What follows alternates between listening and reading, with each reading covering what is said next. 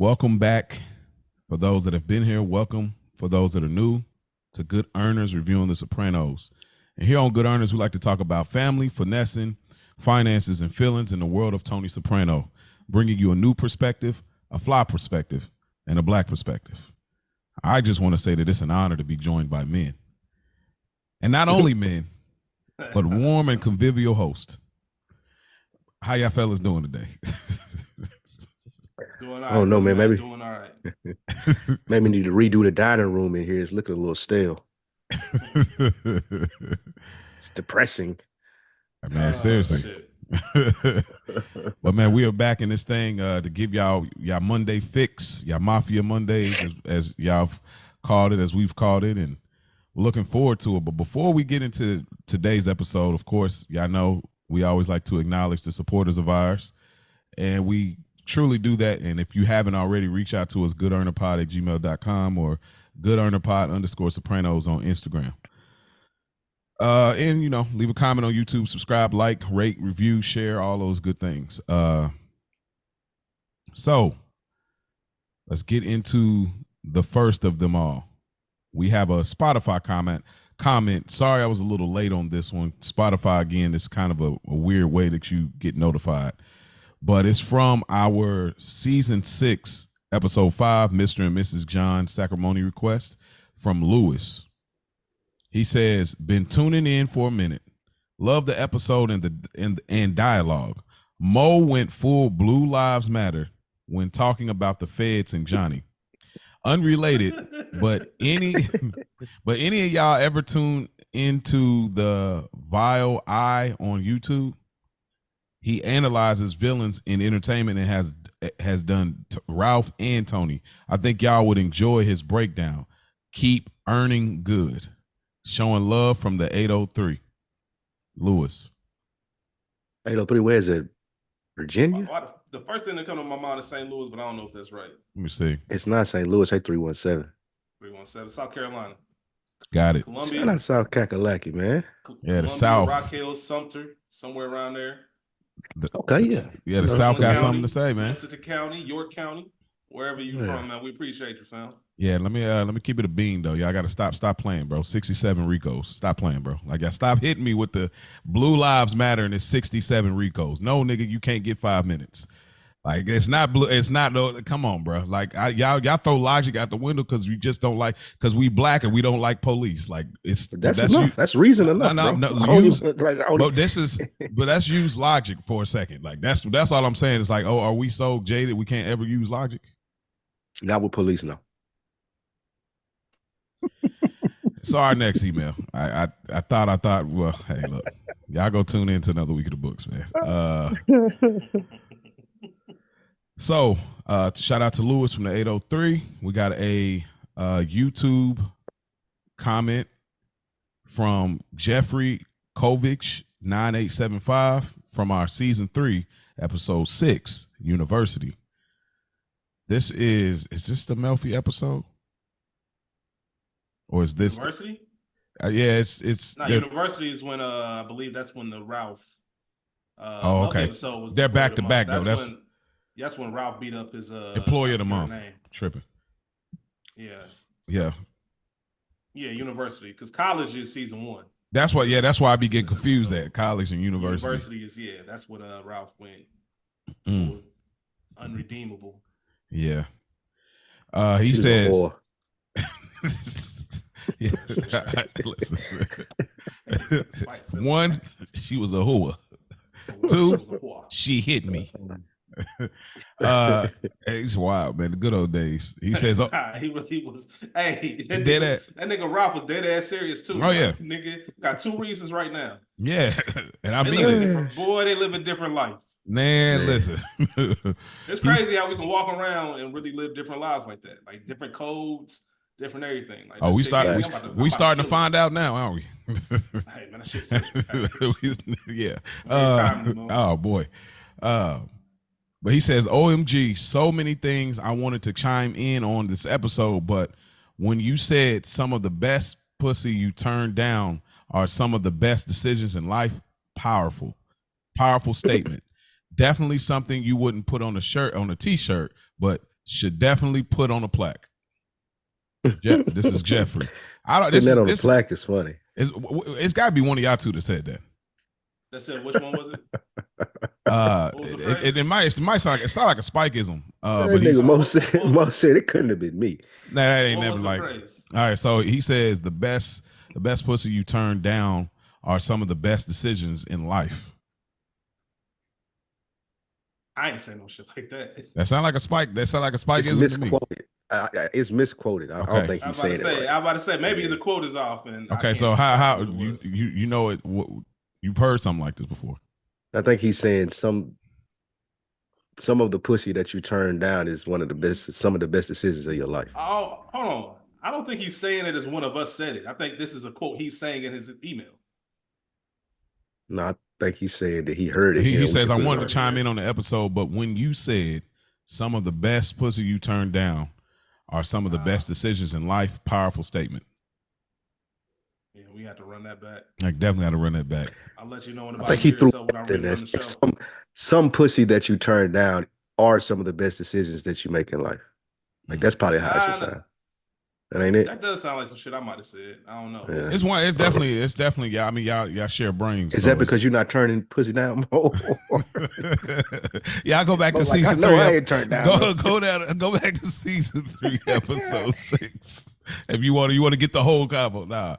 I can't even remember the context of it, but it just sounds like you fellas being as experienced gentlemen as you are. It sounds like a direct quote that I think people can experience. People. What you mean? Hey, what you mean? Crazy. What's experience mean? I mean, hey, hey. That was insane. Nah, I don't know. You said it. Hey. You said it. Nah, I'm fucking with you. Oh man. We got a few DMs from our East Coast connection, our Italian brother Chris Falone. So hold tight on a few things. So first he hit us and he says, dude, just wanted to make a quick wedding point because you guys were talking about, he's still giving us a little more information on that, talking about the open bar and the food at black weddings. He says, if Italians go to a wedding that's not open bar or they think you went cheap on the food, they will actually take money out of the envelope before they give it to you. Oh, shit. Hey, I love this shit. Hey, me too. Like, I love this insider stuff. Like, dang, it's wrong, man. Hey, Chris. Reaching back in the envelope, that's like going back to the table and getting some of the tip back. Hey, bro, that's like the offering. Like, hey, hold on, come back. Let me get that 20 back. I changed my mind. Yeah, like literally imagine putting money in the offering and then digging through for your own change. Like, bruh. I've seen people do that before. Oh, I mean, people definitely hit you with the side whisper, like, hey, can I get a change? Can I get, give me 20? Now I'm talking about they'll put a 20 in there and then take 10 out. Oh, that's like straight out the plate. I mean, I get it, but wow, that's bold. Like, wow. You was gonna spend that 10 on some bullshit, bro. You really was. You really was. You know it. That's funny. That's my mindset when I tip. I'll be like, man. Oh yeah, fair enough. Get us 20%. I'm like, no, you know what? I'm gonna get an extra 5% because that 5% gonna be bullshit.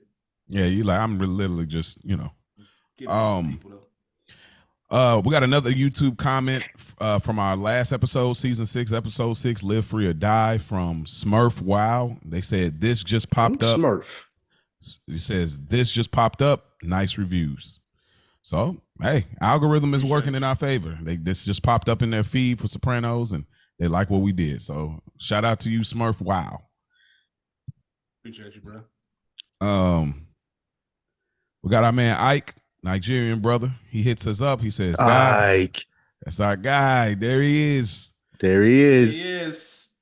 So he says, guys, I live in England. We don't have great weather, LOL. Ever since I started driving 2017, I've always had at least one umbrella in the car. In terms of a poncho, you'd wear them at festivals as it keeps your hands free to hold a bag or some drinks. Yeah. Hope y'all have a good week, and yes, please do Game of Thrones. Noted.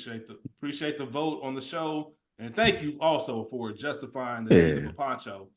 Nah, but it still wasn't on the frequent like Spike was talking about. That's what it was. Like he's like, oh yeah, everybody keep one. I'm like, bruh. An umbrella or a poncho? No, a poncho. You would like say it like it was on some like real regular like.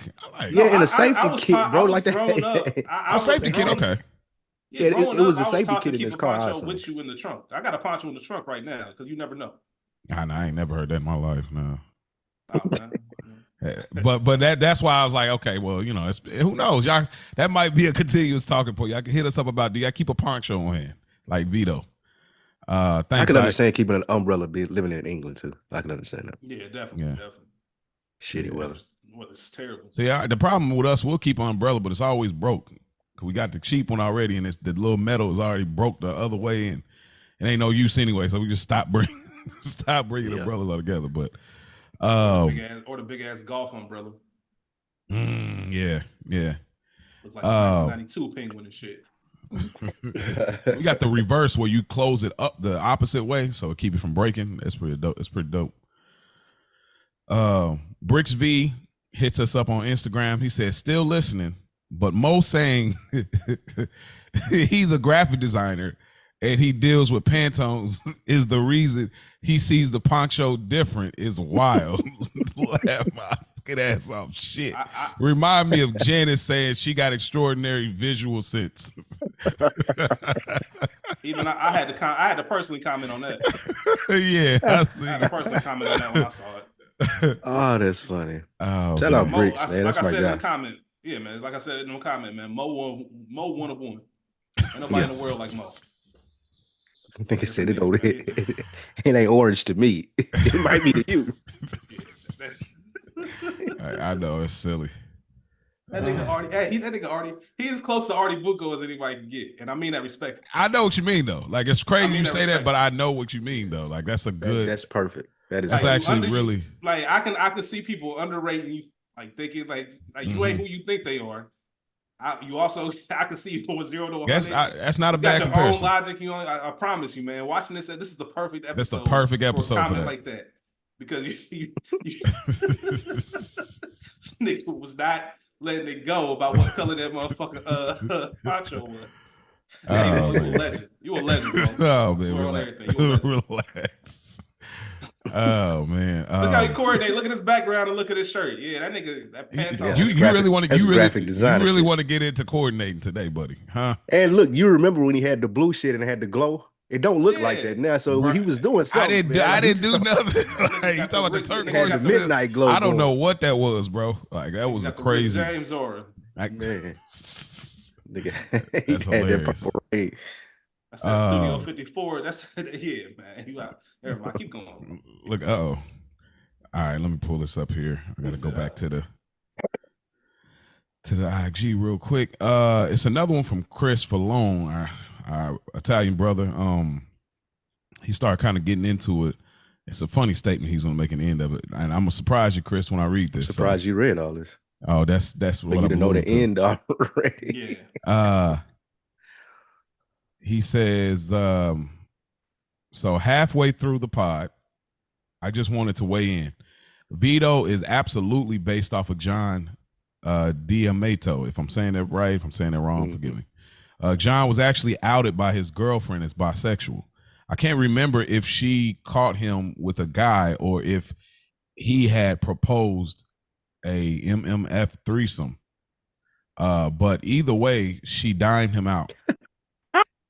And don't give a fuck what Chase says. The DeMeo / Soprano family is 100% based off of the Cavalcantis.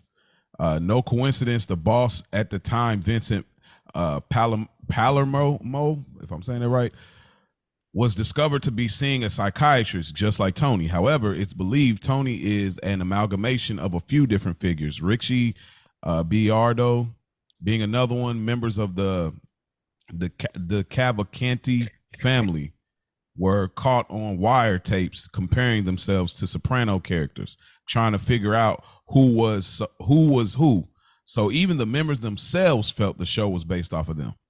Moreover, the Cavalcantis were always looked down upon because frequently guys that couldn't get made in New York would cross to the Hudson and get made in New Jersey.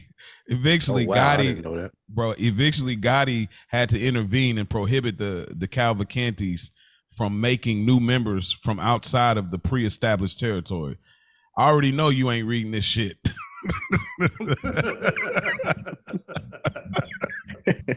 Thank you anyway, Chris.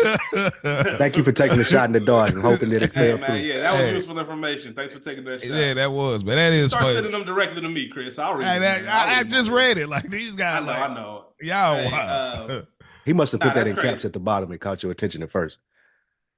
No, I just read the whole thing because I was like, he always sent good information, but it was getting a little lengthy. I ain't gonna lie on that on the info. I was like, Jesus! Right. I said lengthy on the info. Like, goodness, bro, you in a rush, ain't you? You in a rush, ain't you, brother?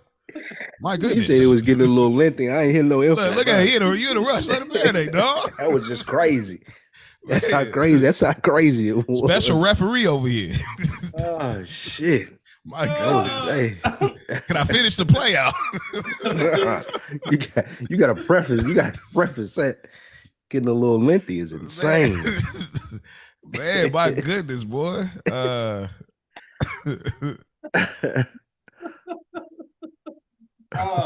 think that's it. So that is all of our emails and comments and everything. We thank all y'all for hitting us up. Truly, if y'all want to hit us up, I'll give y'all the info at the end of the episode as well. But Spike Lou, what episode are we reviewing today? Mo, this is season 6. This is episode 7. And the title of this episode is Luxury Lounge. Now, guys in Luxury Lounge, give me one moment while I pull it up here. In Luxury Lounge, Artie, he runs into some business challenges that stress him out a little bit. Tony takes care of the horse-faced little guy in New York problem. Chris goes to Hollywood, and Artie and Benny are not seeing eye to eye. This is season 6, episode 7, entitled Luxury Lounge. All right, we jump right in. I can't remember this guy's name. I know you said what it is, Rich. Do you still remember his name? Corky, I believe. Corky. Oh, man, hopefully I can remember that. But Corky, pretty much he does the he has a conversation with the guy straight from Italy about the job of killing the horse face guy in Jersey or whatever, or New York. Obviously they're talking about Rusty. Because this is John's request that was requested a few actually an episode or two ago. And they're amazed that Mr. and Mrs. Sacramone request, and they're amazed that he speaks fluent Italian, but also them wanting to know about where he's from. What did y'all take from this? I didn't know if there was something to take, or maybe it's just like a setup. I took it as I'm here to do a job, make sure I get in and out. Couple of things. One, don't worry about what the fuck I'm from. I ain't got nothing to do with nothing. And two, and Chris Malone could probably give some more insight into this, but it sounded like some Cali shit. Like, where you from? Like, you, or not even some Cali shit, just from, if you tell me what part you from, then I'm going to know how to look at you. Mm-hmm. Right? So like a regional shit, or tell me where you from. Or I hear you from this place. Oh, I'm going to think this exactly about you. Because you grew up over here. Your Italian ain't the same as ours. So you close, but you ain't all the way close. Let me see what a little bit more about you. So dude just walked away like, bro, we ain't here for all that. I think it was nothing, but it was a little bit of something too. That does like remind a nigga me from your city. It's like a nigga meeting somebody from going somewhere, meeting somebody from your city. Oh, I'm from Cincinnati too. Where are you from? What part of Cincinnati? And they say some shit like, oh, I'm from Westchester. Nigga, that ain't even Cincinnati. Like, you telling me everything I need to know about you right now. Yeah. You tell me you from Avondale, then I'm like, okay, then. Certain kind of, all right. So it's like, I looked at it like that. I forgot there was an earlier season. I was talking about that smoking mushrooms, collecting government checks, but I think it was the Christopher episode. But I remember Furio having an issue with the northern region or something like that because he's from the southern region, or or vice versa. But I remember he spit on the ground because he was mad about it. They all having this kind of Christopher Columbus, so it kind of ties back into that a little bit, like that difference in region, and what you're saying, and even in this moment, I kind of remembered that moment when you said it. Yeah, man. Yeah, I think it was they picked up some in his dialect, like how he talked, how he spoke Italian, which drew dude to ask him, okay, where you from? Like it sound you speaking the language right, but it don't sound really right. Mhm. Probably like what Rich said, if you hear somebody say something vernacular to your hometown, you're like, where you from? Like, I know that. Like, how that go? And then like him not wanting to tell them and them kind of like knowing that he ain't real Italian. He think he doing shit. Like that's what that look meant to me. I love for Chris Malone to chime in on this stuff. Oh, absolutely. Absolutely. Yeah, make sure. Well, I ain't gonna say it. It was too easy. I was gonna say make sure you read it all. You know what else I was caught from this that was pretty interesting? Mm-hmm. How attracted people are to catastrophe. Yeah, the Like World them looking Five on the map Towers. and saying this is where the Twin Towers were. We need to go visit it. I'll never forget going to Dallas, and I was downtown. It was like Sunday morning, just walking around, right? And then you come up on the JFK Memorial, and they literally got an X in the street, like X marks the spot. And there's people out there, like people on the grassy knoll trying to figure out how this could have been done, how many gunmen there were, like people taking pictures of the shit. And it's just weird. Like this is something you look at it like a man got his head blown off right here, and niggas are just coming to visit and curious and interested. It just always fascinates me how much like sites like that where catastrophe happen, people are just drawn to. They'll go and look at it like a tourist attraction. I would, it's crazy because I get that too. It's like it's certain things I won't watch, but stuff like that I would be probably interested in. Just I know it's history, so yeah, it's like probably like I'm it's connected to history. like yeah. But I wouldn't want that to be the only place, like just where they died at. And that for me, if I wanted to feel connected to this historical figure, like, I'm like, hey yo, this is right here. This is where he, where he gave this speech right here. He was standing up here and yada yada. And I was like, oh man, right here, yeah. Like Malcolm X, like they say, hey, you can go into the mosque or whatever the building was, and this is where, get your hand out of my pocket, like all that before. This is the room he was in the back, getting himself prepared for all of that. Martin Luther King, this was his hotel. Like even not just the spot that they died, but like all of the pivotal places and moments, like I would be more drawn. But yeah, it is an interesting thing. I don't know what that says about us, but it's something. See, that's interesting. We can keep moving, but I can see a lot of the pivotal moments. I don't know if I could be in a room where certain things happen or certain areas. Things. One of them. It's one of them weird feelings where I never thought about it until I actually was standing at an area. Like something about that X on the street just stood out to me. Like you're intentionally pointing out that this is the place where this nigga brains ended up on his wife's lap, and that shit, just something about that is just fascinating to me. If it was no X, I don't even think I would have looked at it like that. But it was just like we really want to highlight and make sure everybody knows exactly where this shit happened. Wow. And I know it's history, and I know there's more layers to it, and people are history buffs, and maybe I'm just looking at it a little bit crazy. But that's just until you witness it and you standing there, and you start thinking like, hold up, like what? It's just interesting. You're right.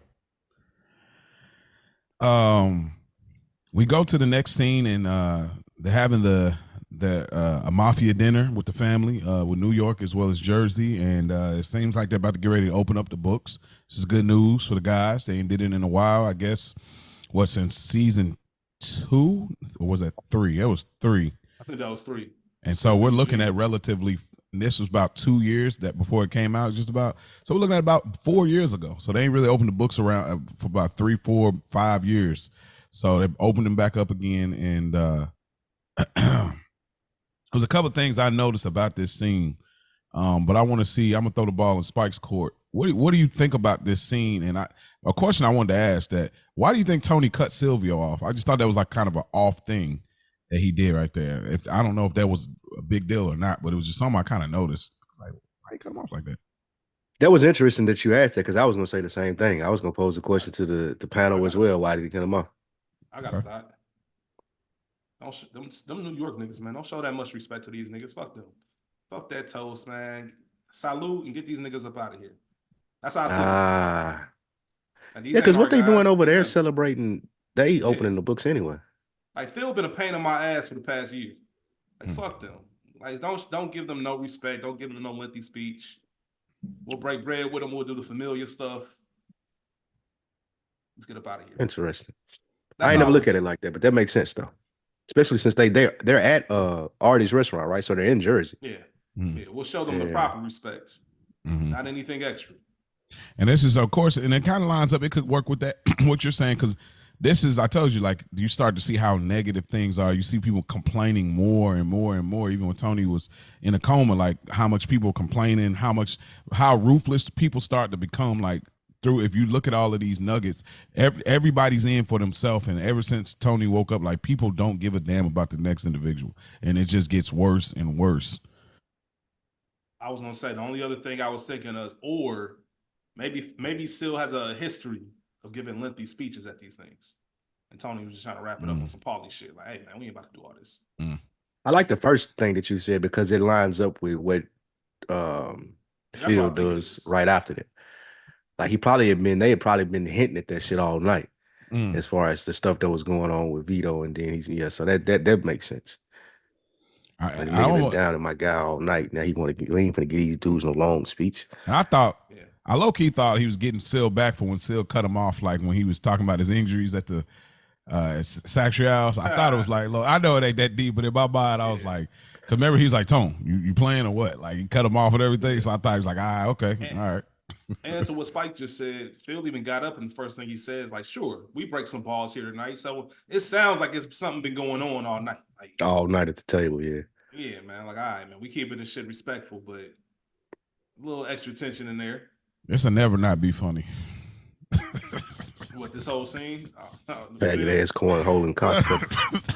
Like, cause it's the way he looks, the way the camera is centered, and it's just like he's so loud. It's good to be in the presence amongst men. And it just goes extra loud with like, bro. Like he really upset about it. He's really even though this was a long time. Yeah, I was gonna say, even though this was a long time ago, like he's really mad about this, bro. Like, I know we're a lot more accepting now, but this nigga act like this was the 50s or some shit. Like, God, well, he's still kind of stuck where he was. You know, when you get locked up, they say you kind of stuck where you was at last. Like until you finally get so much time on the free side that it's like, okay, you're connected into like what's going on. Listen, man, getting locked up is like being Captain America, nigga. You just frozen in time, nigga. You wake up, you don't know what the fuck is going on. Yeah. Nigga, shit, nigga, I went under in 1945. Nigga, I come out in 2012. Like, what the fuck is up? Bro. And that's that. Times, man. You seen them niggas wearing jabos and shit. Niggas 2024. What the fuck? How long you been away? Yeah, exactly.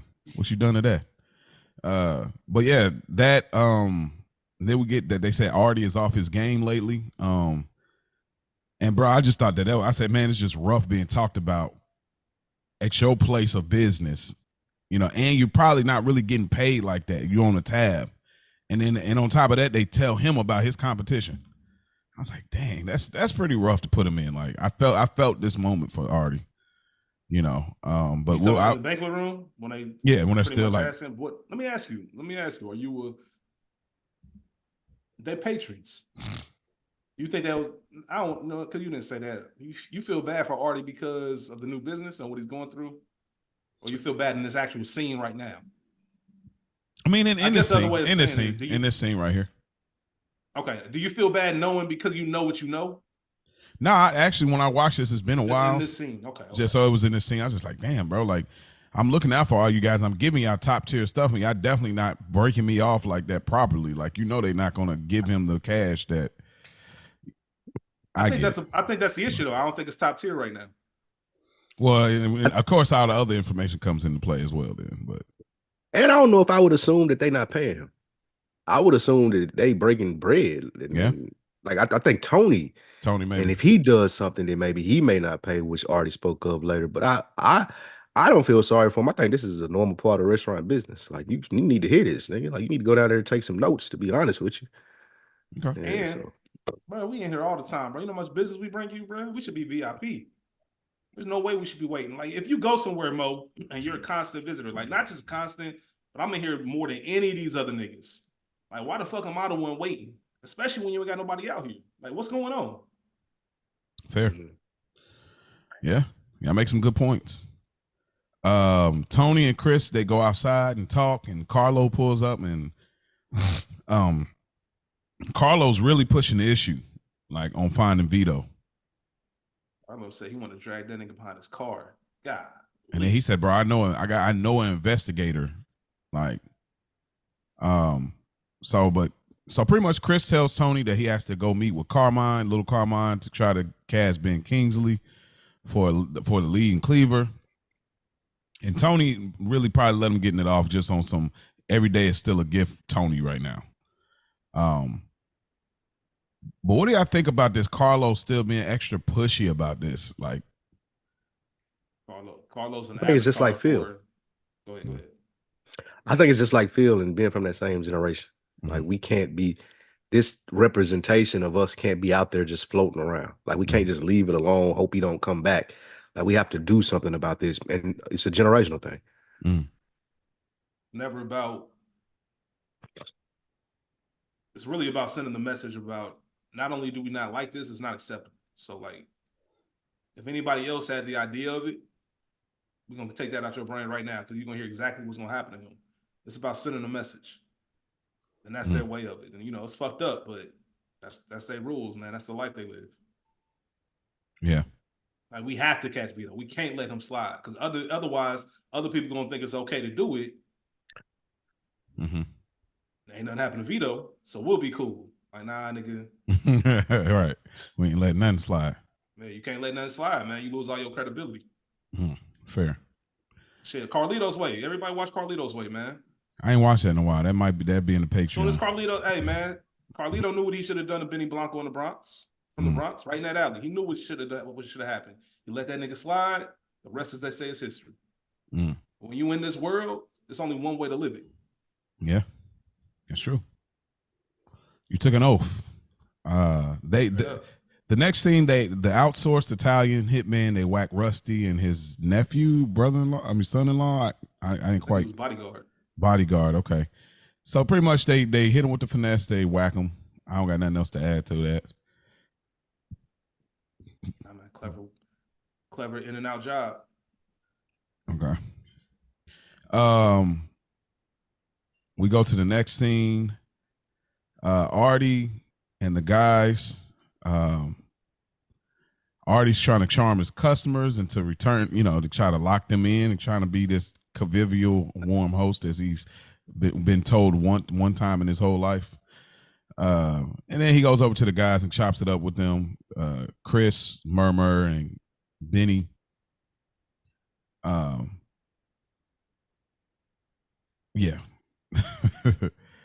What did y'all take from this scene? Of course, we have I forgot she still worked for Artie. Martina. Yeah. Yeah. What did y'all get from this, bro? Talking about including Artie or just the whole thing, the part? whole swoop with Artie with the customers and then Artie going over to the guys and yeah. We're setting it up for later. I think this is just a setup scene. Like, because everything in this scene played out later. Charmaine, like clearly, like this dude trying to eat, you asking about his childhood, dude leaning in, waiting on an answer. Like, bro, you doing way too much. And it's setting up the Benny and Martina thing too. Like, she gradually started to work his nerves, so she got over on him. Yeah. Man, yeah, he was doing the most. Johnny V, man, that plays Artie, bro. That fucking legend, bro. I love his acting style so much here. I'm gonna speak to that a lot in this episode because his acting, of course, we know his physical. I mean, Michael Imperioli spoke to this too, just like how exceptional he is as a physical actor, because he everything how he moves his hands and how he just really animates. The way he tilts his head, like all of it is intentional. It's all of it. Man. I mean, drive. Help you get an apartment, like it's just all of these like extra. You think highly of yourself, like it's all of these different things from Artie or Johnny V playing Artie. So, but I'll speak to that a little bit more. But yeah, pretty much he hollers at Benny and Chris and Martina, and Benny's always in the same spot. This is just I speak more to it later, but it just starts to show like how the structure of the mob is starting to really fall in shambles. We're really in at the end because Benny feeling comfortable enough to do something like this. Chris feeling comfortable enough to have a trip booked out and keep using the Adriana thing. Carlos still pushing the issue with Tony. Like all of these niggas is doing way too much, but they feel comfortable enough to do this because Tony, you know, after he's out of coma now, and like this is where the mob is getting, everybody's in for themselves. So this is just another one of those examples to me. Benny already setting up a play on Artie. I don't know if he knew, he should have known that was Tony's best friend, but yeah, I'll have nothing else to add. I was just about to He didn't say plan the on last getting thing caught. I was gonna say, going to both of those points, the last thing I'll say, it subtly also tells you Tony ain't even in there for real like that. Because Benny's showing up like that, just chilling. He should have known that because Tony should be in there on the regular. And his time's not all the way devoted to it, which goes more into Artie's having problems with his business. We go to a quick scene. Murmur is doing a drops. I think we assume he's doing this for Christopher, right? Yeah, this is a credit card scam. Okay, so he's doing the credit card scram Italian Misi mode. Then he goes to it looks like the Bada Bing, and then he goes to the meat off the pizza was crazy. That lines up. That tracks. Yeah, man. If I saw a nigga do that shit and I was about to order, man, I promise. Bro, listen to me. I saw the craziest thing. I'm not gonna say where I saw it, but I saw this individual feed their dog off of their fork, and then after it ate. Y'all want to guess what skin color they were? Keep going. All right.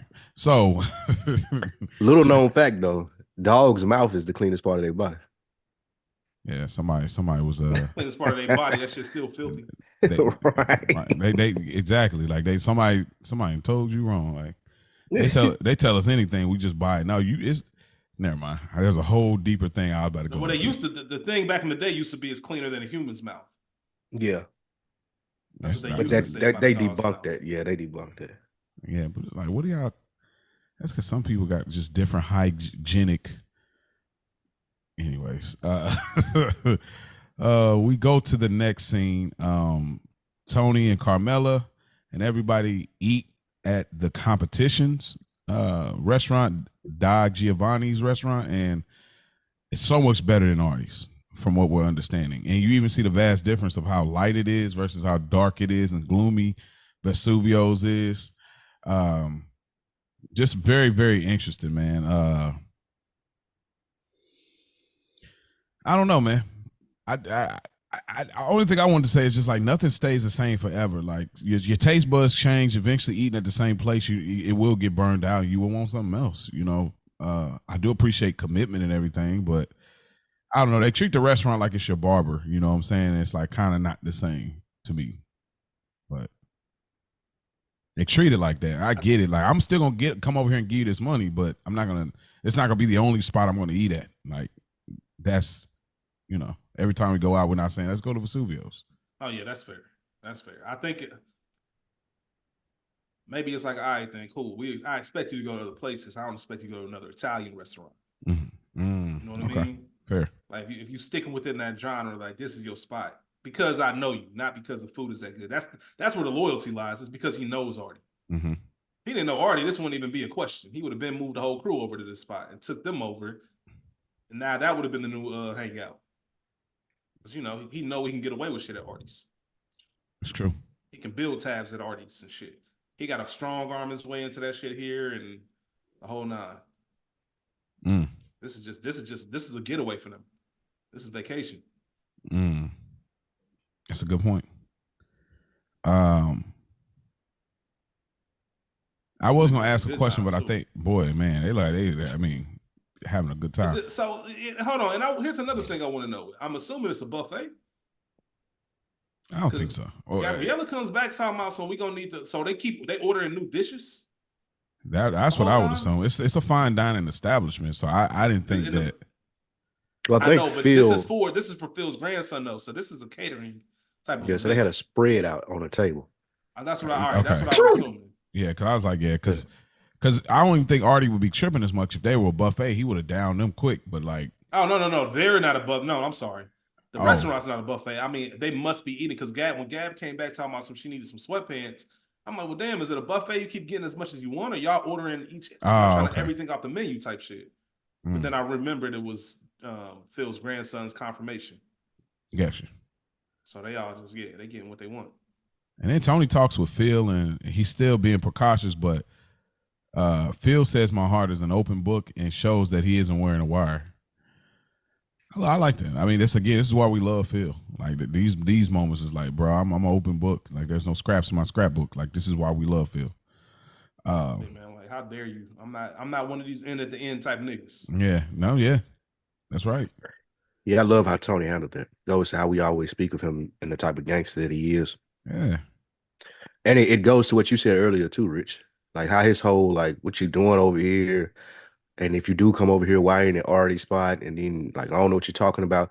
That goes to like why him cutting Seal off. It makes a lot more sense now.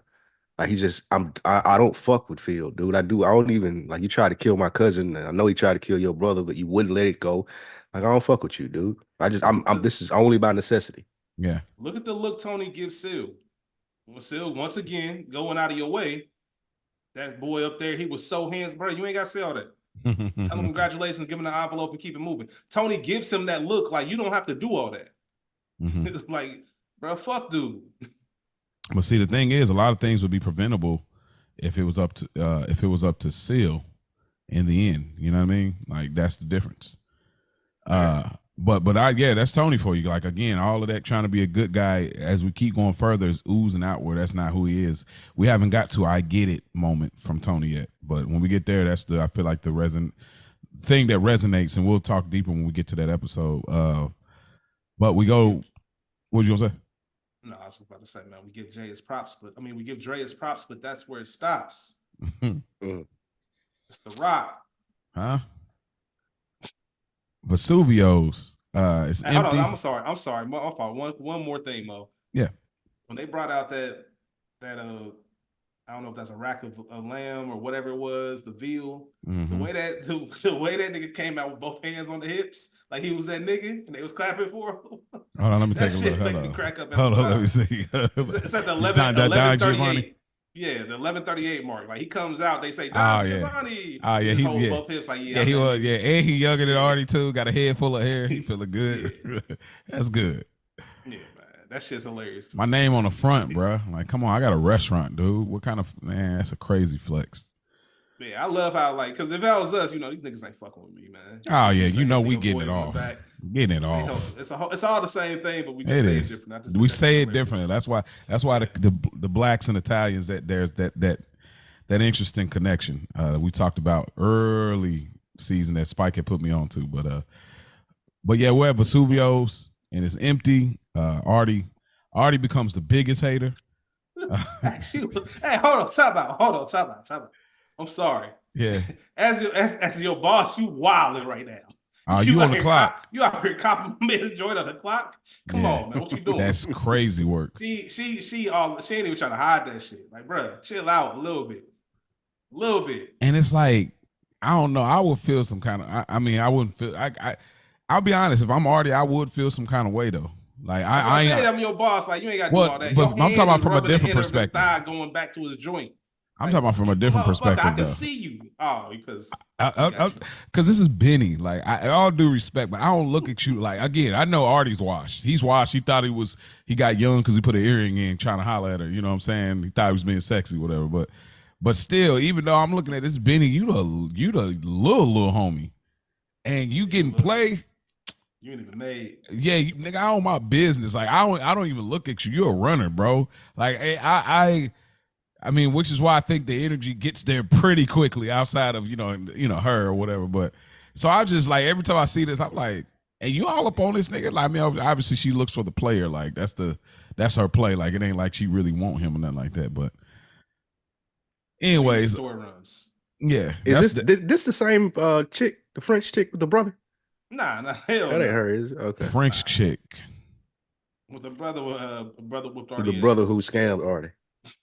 Kicked his ass. I thought you talking about for the. I thought this not the same one. Same woman? Hell nah, this ain't her. Hold on. That's what made me ask. I know you mentioned the earring and shit. I was like, I don't think that's her. Okay, hold on. Wait a minute. You think Artie would fall for that shit twice? Yeah, yeah. Because he talked about what he could hope for as a married man. She from somewhere else. That girl was from France. Yeah, she from Armenia. Yeah, Armenia. She Armenian. Yeah. I don't know though. I kind of disagree with y'all, man. I even if I was her boss, I don't know if I would have said something. Like, I mean, Right. I ain't gonna hate that him get to, like, you know what I mean, No, and I'm plus, not. I'm and I not look hating at about Benny in the a different way. flirting. No, I'm not hating about the flirting. But you are not in the Yeah, restaurant. you at work. You You ain't at about to work. put. You can be up there talking to him, be close. I don't care. But for you to openly have your hand just rubbing back on his shit, knowing that, come on, man, And Yeah, I that's a you, little think bit too much. what they were saying too is shit. There ain't nobody in here who gonna see it. Yeah, I'm saying like ain't no Yeah, customers that's in fair. here. Now So, that's fair. I fuck with that. That's fair.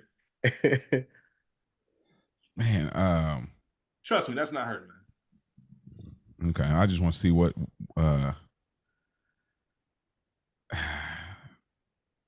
But yeah, is this where they have the little conversation back and forth, the little threat? No. That's This later ain't on. it. Okay. mm-mm. Oh, okay. So You this is talking about like because where the he He brother just kind name of. was ordered him John. another drink. The brother name was John Philippe. I'm trying to remember what the Yeah, I remember sister's Philippe name from is. the.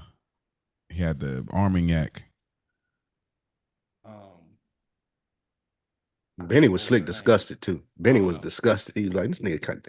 But And We can keep it pushing. to your point though, while you looking for that mo, I Benny, we kind of look at him as a little homie because we get to see all aspects of it. But if I'm Benny, you got me supremely fucked up. I don't give a fuck. And you, like you said, he wasn't okay. really sure that Tony and Artie was best friends. Like he didn't really know that. So he looking at it like, nigga, you know who I am? I'm almost a made guy. But I feel Mo's point on Artie because if I'm Artie, I'm like, Eh, nigga, I'm Nigga, with the yeah, I'm nigga. with Like, the big who dog. the Yeah. fuck are you? So that's funny. You ain't And never been that's on why this. they You ain't clash. never been on this nigga boat. And that's why they clash. I think that's why they clash. Yeah, Because both of them it had this is. Yeah, right. misconception. It's a different one, but they do look alike though. Like they don't. I You think could, other than like maybe like shade of skin, they really look alike though. That's pretty crazy. yeah, man, you could So have trusted him, but it's cool. no, I just needed to see the difference because I'm like more so than I'm trying to make sure I It's ain't like tripping like how much it's like they the look alike. poncho. Now What it's Martina like. colder than her. Martina colder than the old girl. You think so? Absolutely. Okay, fair enough. Uh, you know, Adriana was the best though, but rest in peace, Aid. Nah, fuck her. Facts. Oh man, my goodness, these are sensitive times, fellas. These are sensitive. I'm sorry. This is the. No, this isn't it. I'm sorry. You're right. This isn't the moment. My fault. Keep going, Mo. Okay, so pretty much Chris's sponsor, Murmur, that name is terrible. Like I don't know who came up with that. Was a lazy name, bro. I'm sorry. But Murmur, he pretty much makes the transaction with the Arabian guys. That ain't this part yet. You skipped something. You skipped Tony and Artie in the bing. Tony and Artie. Oh, okay. Oh, sorry. Okay, and we didn't mention Artie a hater too, because Artie, as soon as he saw her with Benny, oh man, you know that green card. Ain't even do it. I would have did that though. Like that 100%. And to quote Spike Lee, now you hate. Yeah, exactly. Now you hate. Spike Lee, now you hate. I show like she and plus I've been burned before by the other chick. She trying to get that. You better get Benny to get her a green card, nigga. I ain't getting shit for sure. And he slick hit. Then he hit the bartender. Get him another buco to make it seem like it's cool. Yeah, get him another one of them joints. All right, so Tony and Artie at the bada bing, and I find this dynamic between them two is just super interesting to me. And some of the things that he said is it's pretty spot on. That's why I said what you said before we got on. I think it was in the top of the episode about like the connection between me and Artie, the similarities. This is one of those moments. Just interesting things that he's saying, like, and it's crazy because he's talking to Tony like Tony's not a husband. Like, which makes it so you can do these things, but I can't do it. He puts it in such a perspective, you forget, Tony's married. Like, because he just does this so often. We don't even think about it, but it's like, I'm actually, I try to go about things the right way. You know what I'm saying? And just really interesting dialogue. This has always been one of my favorite low-key scenes from Artie because there was some stuff he alluded to in season 1, and then here's like kind of it unfolding where even when he was separated from Charmaine for a brief moment, like he still didn't really have game and couldn't get out there. Like, I don't know. Artie's just one of those interesting characters. I got so many questions, but what did y'all gather from this scene? my nigga ever came up to me and said some shit like that, I'd be like, hey man, what the fuck is going on with you, bro? This is the weirdest shit you ever said to me in your life. Mm-hmm. Like, what's going on? Do we need to have a talk, or you need an intervention? Like, what's up? Mm-hmm. Like, this shit is weird. This ain't just different. It's weird. Tell Like, you, are you I okay? agree. Tony should have just bought him some pussy. Like, let me get her over here for you. Well, that he know that he can do that. I think he just know that the dilemma for him is like I gotta live with myself when I walk away from things like this. Like that, Artie actually has a real conscience, like a real heart about if I'm gonna feel a certain way if I do these things. Like this nigga was falling in love with Adriana, like not trying to like, yo, I'm gonna hit and quit and this and that. He's really like a lover boy type dude. Like he don't have that like dog in him. Like, but everything you saying is relevant if that was the point. That wasn't Artie's point. It wasn't about him wanting to fuck her. It was more so, I'll never be you. I'll never be Tony Soprano. This is the 2.0 version of him in the hospital bed. Like, you just live a different life. You can do things that I can't do. And I wish I could do that, but I can't. And I'm really upset about you, so I'm about to be passive aggressive, because what I'm really mad about is that I had to hear from a third party that you was at the competition. mm-hmm. You know what I mean? That's what I'm really upset about. And I can't do nothing about it. Mm-hmm. Yeah, but to introduce it in that manner of you can fuck her. Guys like me, best I can do is I can, like, what are you talking about, bro? Like, what's up? What are you telling me this for? Mm-hmm. You ain't gotta tell me I'm that nigga. I know. So what's really up? Now that's probably their style of relationship. Like even on Tony the boat, knew that something was up. Like, what? Right, but that's probably that's one of like, bro. I get okay, like, I get what you're saying. You just know what I'm saying, like you got a friend like that. It's like you know he's going somewhere. You just kind of gotta wait and just listen to where he's going, because you're like, bro, what are you talking about? I follow you. He's like, all right, now I see what you know. Anyway, because Tony's probably told him millions of times, like, bro, just get it out, and he knows that's just not Artie. So well, remember like, Artie did this at his mom's funeral. Like, remember they had that moment outside by the pool with a trash can, and Artie, like, he was getting all upset about everything and catering it and stuff, and then he was kind of talking around the thing, and he's like, maybe I got some things I want to share too. Like, just, you know, this has been a consistent through line of Artie and Tony. Like, they have this weird thing about it, which probably goes back since they were kids or whatever. Just, you know. But I will say this. That's a great point, Mo. I am looking at this from Tony's perspective. If I look at it from Artie's perspective, I feel it. Mm-hmm. And that's why Tony is like, he looks guilty. Like, damn, come on, Artie. Like, don't go. Like, when they hug, he kind of looking like, I don't even know what to say. Because Artie, like, damn, I'm struggling right now, bro. Yeah. Like, no. Any of us, like, if we don't fuck with somebody, we expect the people we fuck with the most. Hey man, we don't fuck with them. You might not be petty about it, you might not make a big deal about it, but secretly you hope that your mans don't fuck with the people who's my op. Bro, you know much. In this restaurant shit right now, that's my ops, bro. So why you even showing your face over there? Mm-hmm. You Tony Soprano. Mm-hmm. People hear that you over there, and now everybody else want to go over there too. Right. You know what I mean? So there is, if I'm looking at it from Artie's perspective, I understand completely where he's coming from. I want to make sure I give the duality point of view, because it's not fair to Artie, because he ain't just acting like a bitch. He really hurt. Like, damn, you my man, bro. Like Carmella got sick. He was like, nice touch. And he knew he was lying. Nice touch. And then Tony says it's a business obligation. He's like, last time you said that, I had to call the fire department. I say, yo, Artie is slick. Like, he's real slick. Nah, that's because he really could get back with Tony. Like, I was editing a scene from season 1 when they was dealing with the pedo coach from the soccer team. And I forgot how, like, bold Artie was with Tony. Is like, tell him, don't do it. Like, I was like, man, you know, but yeah, this is just one of those very intriguing relationships. Okay, y'all still hear me? Yeah, you good. Okay. But yeah, that's pretty much that. But like I said, just as a married man, there's definitely some relatable content. We go to the Buco's house. And they have a pillow talk or whatever. I will say this and get ahead of this. I was really digging Charmaine this episode. This is the Char. I don't know what changed with her, what they got them getting back together, but I was like, oh, okay. Charmaine been the one. I don't know what you're talking about. Nah, but it's like the way you were being was my issue. It's not that you wasn't attractive. You was always lit, but like the way she's acting now, you got to be, you know, you kind of got the characteristics to go along with the look. And I was like, oh, I'm digging it. Like this whole supportive bag and everything. I'm digging it. Artie sure didn't take it that way. Well, Charmaine tells him that the customers don't want to hear him, don't want to hear him talk. So she was the first one to tell you, and ain't nobody gonna tell you first before your girl. Tell you like, nah, that ain't it. What are you talking about? I'm a warm convivial host. That's what I was told. Artie Bucco. And then we find out he's also not paused getting fresh meat for the restaurant, which is obviously affecting the recipes. And he's going through it like this episode. Everything just goes so downhill for Artie, man. Having a rough go at it. Yeah. We go to the next scene. Little Carmine and Christopher gets set up. They set up their hotel and they set up their meeting with Ben Kingsley. That little Carmine fit is disgusting. Nasty.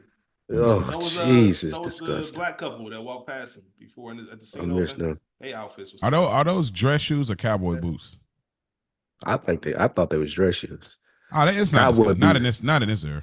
Mm-mm. Not in this era, no. But looking back at it now, yes. That was crazy work altogether. Oh yeah, no, that's what I said back then. Those are cowboy boots.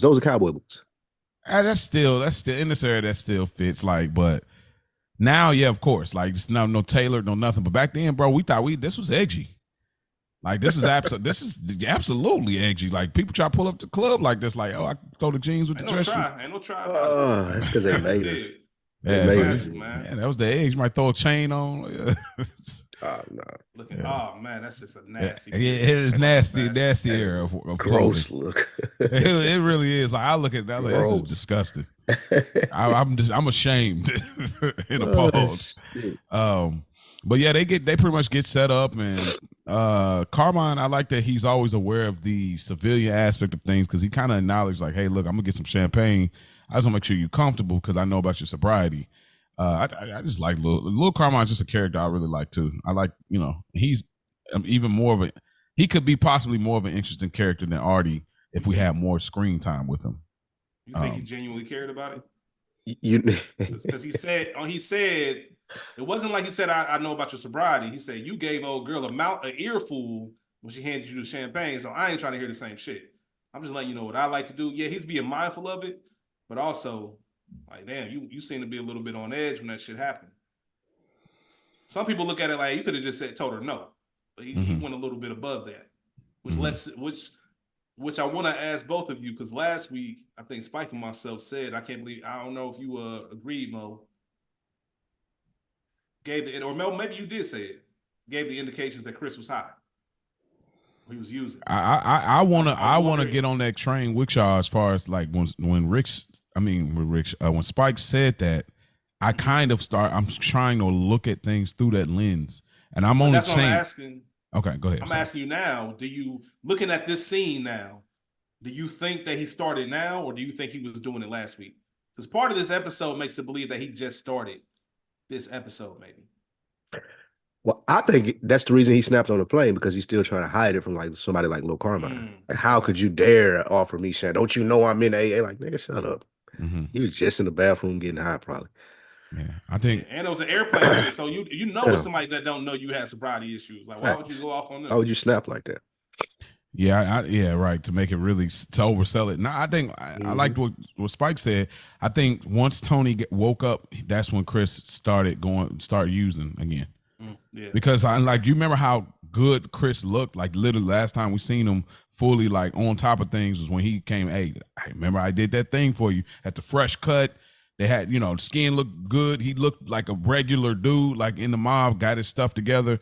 And ever since then, it seems like he's like there, but still a little shaky, And if I'm looking at it from those lenses, as Spike said, I like that theory, kind of like that, so it's not such a big reveal. I like it.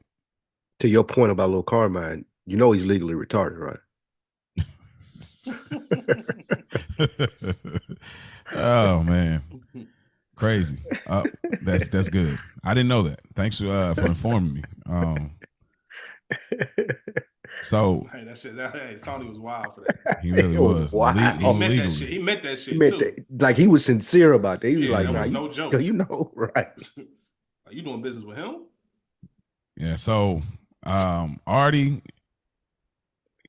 at Vesuvio's, he noticed that Benny is in the same spot he'd been at, and he's talking to Martina, and then he, in the midst of him doing his convivial hosting thing that he does, he breaks it up, or he walks over and she walks off, and then now we finally get to what Spike Lee has spoken about for the longest time. This is my shit right here.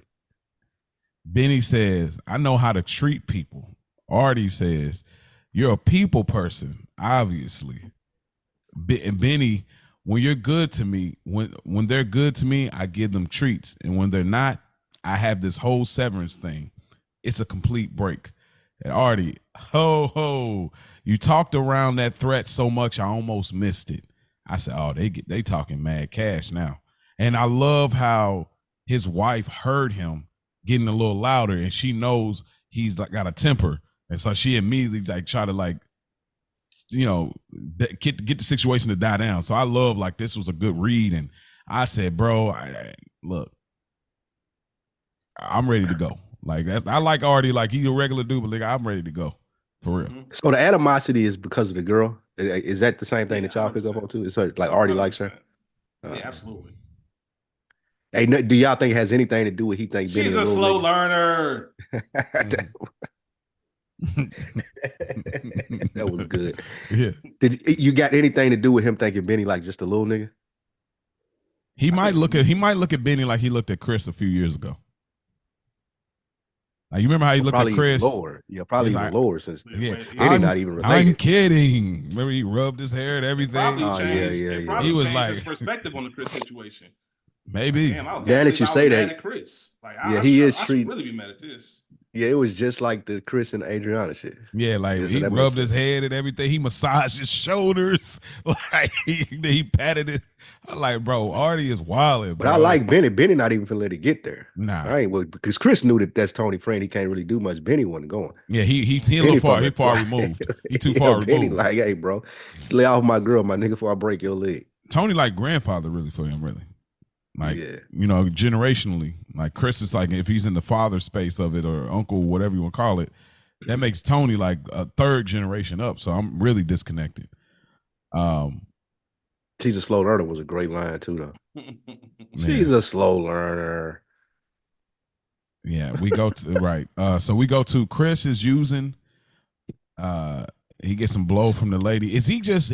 This ain't your first time back in it, bro. You 4 lines, turning up with the champagne, like nah. See, bro. it's hard. Here's where I will give some bail on the other side for people to be like, "Oh, this is new" or whatever it is. You know, with people when you have this type of issue or an addiction, like you're all the way back in. Like it's all the way in. Like, you know, that was spoken of on a previous episode. Like you're all in. So if you have a gambling problem, you ain't just throwing 20 on the tape. Like you ain't entering $20 and just calling it a day. Like, nah, nigga, I'm about to dump this whole 500 in here and we about to go crazy. But here's what you do though, like you might buy a scratch off, like, and tell yourself, oh, this ain't really gambling. Like, so that's what I think that he's doing. I might have a little shot every now and then. I think he said something about it too. He was like, I'm chipping. And I thought chipping meant like taking little hits of coke. Having I think that he's usually doing that, but now I'm out here in LA. She got the raw and they going in. Hey. Listen, there was a 2 Chainz mixtape. I don't know where he got that clip from. It's called Free Bass. I don't know if y'all remember that 2 Chainz mixtape. Definitely. And it was the intro. It was some country white dude. He was like, "Yeah, man, I remember back in the day. I used to be out there, have a couple beers. I used to have me a toot. You know, I do a couple things, but I don't do free bass." And he get into another story that he did it. I don't do free bass. So it's just like that word toot is just hilarious to me for some reason. But maybe he's convincing himself like, yo, we in Hollywood. This is the rock star life. I got the lady. Maybe I can make myself convinced like, oh, I'm just doing this to get in with her type deal. I don't know. It just went looking for that, bro. He went looking for that. Yeah, I don't have any studies on it, but I would imagine that you're more likely to do it when you're out of town. Yeah. Especially when it's accessible like that. Like, you know, he's seen her walk in. Yeah. Seen her walk into the hotel. Yeah, it's like I didn't have my sponsor with me. Like, you know how easy we'll excuse ourselves, like, oh bro, I didn't even you know. So yeah, I think you're right. Like you know, so we get and plus, isn't it coke? Nah, never mind. That's heroin. Okay. But so Artie, Tony at Vesuvio's, they're having a conversation, and is it disrespectful for Tony to tell Artie that he should consider doing 2-for-1s? No, because Tony don't know shit about the restaurant business. Okay. I wouldn't take offense. Like I don't like